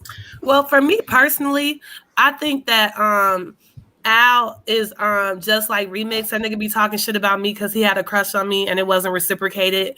And so I already cussed Al out. But he more than welcome to keep talking shit about me, because it's just clear that he's just in his feelings, and I can't help it. Niggas be heartbroken around here. Why you keep breaking their hearts, Carrie? I mean, niggas be thinking I'm their girlfriend because I hopped on their panel. I don't know what to tell them. I don't know what to tell him. So why he mad at Nikki? I don't know. Jealous of her shit. I know why they mad at me though, and it just I can't help him. Now he's just a disrespectful fucking bastard. That's what he is. He's disrespectful as hell. Say it what you said he was. He's a smug fucking junkie. Yeah, smug. Oh, definitely that. But I'm just saying, and he knows he is. Fucking ass. I'm like, get the fuck out of here. You just mad that somebody can go toe to toe with you and lay your king down before you even get a second move. Like I'm playing chess and they're playing checkers. Well, nigga, I've been playing chess since I was 8. Fuck out of here. Ooh. I heard Al said he wanted to get up out that chair, but he decided not to. Well, he need to sit his fucking ass down somewhere, especially when you approaching me. Carrie Ann. You so girl, you are too much. And the speakeasy, you ain't shit neither, because you be egging people on. But damn it, you better get in his ass too. I don't know if Al is a failed reporter or not, but what he ain't is a PhD. I don't care about what he is. I know what he ain't. Mm-hmm. And what I'm not is a fake ass bitch. Oh. And I damn sure ain't scared. I ain't scared of no fucking body. You got the song ready? Let me see your transcript. Hold on, me and you were thinking the same thing.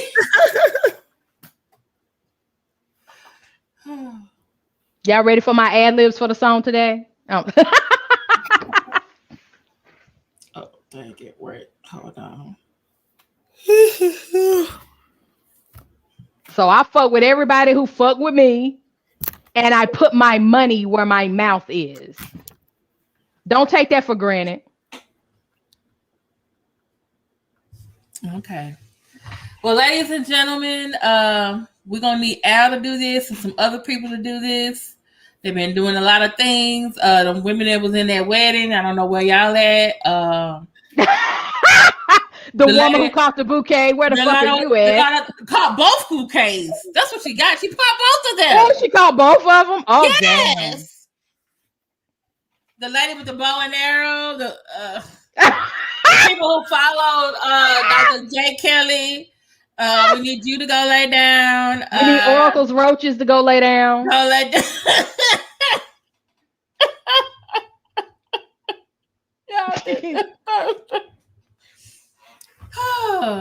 I heard the roaches was sick of her shit and they moved out because it was too dirty around there for them. You know what? And you know what? They took the wig with them. They said, "Oh, wait a minute, we forgot our transportation."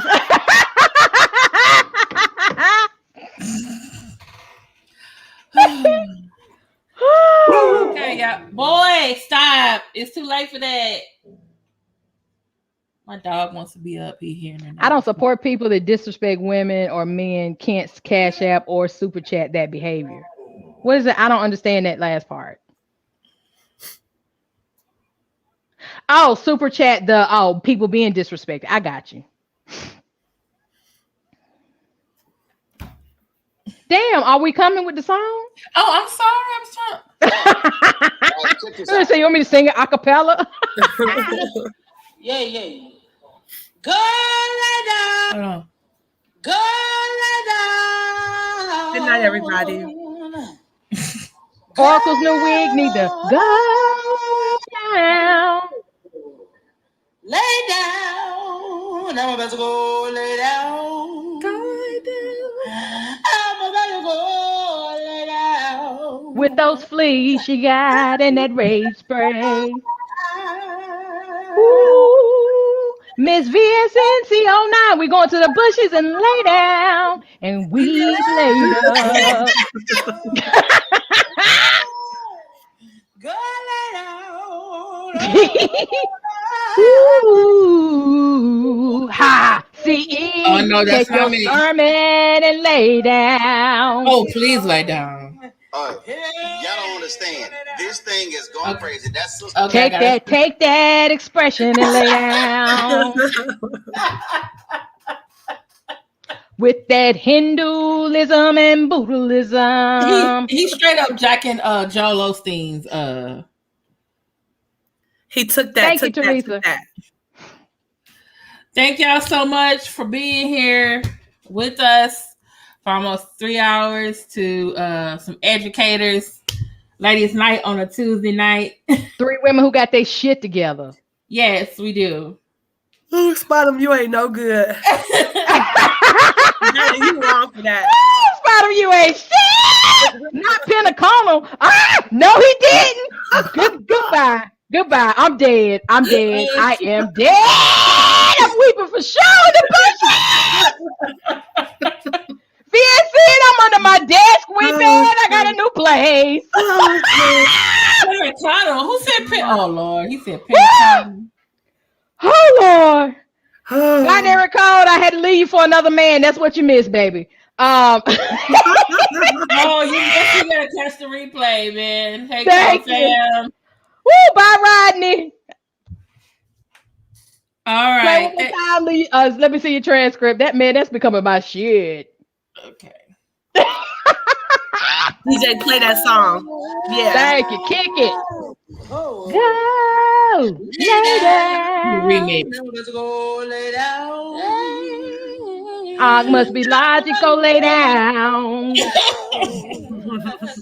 Lift at your love and say, go lay down. Karma 52, it's about our bedtime. Go lay down, sweetie. YM, get your ass in the bed. Thank you, everybody. Please hit the like button on the way out. Take that. Thank y'all so much. Thanks for coming through. Y'all are so dope. I love y'all all, and I mean that from the blackest part of my soul. You better not join that man's church. I'm about to go lay down. Good night, y'all. Good night, y'all. Thank y'all so much. Thank y'all to the Super Chat, Kate and Pat. Thank you to the Cash Apps. Thank you to those who bought something on my wish list for my class, like, masks, Germex, wipes, Lysol. Thank y'all so much. Thank you to all of the moderators for the night. Thank you to the members of the channel. Thank y'all so much for those who prayed for me, because today we had this morning actually had Tropical Storm Nicholas roll through Houston.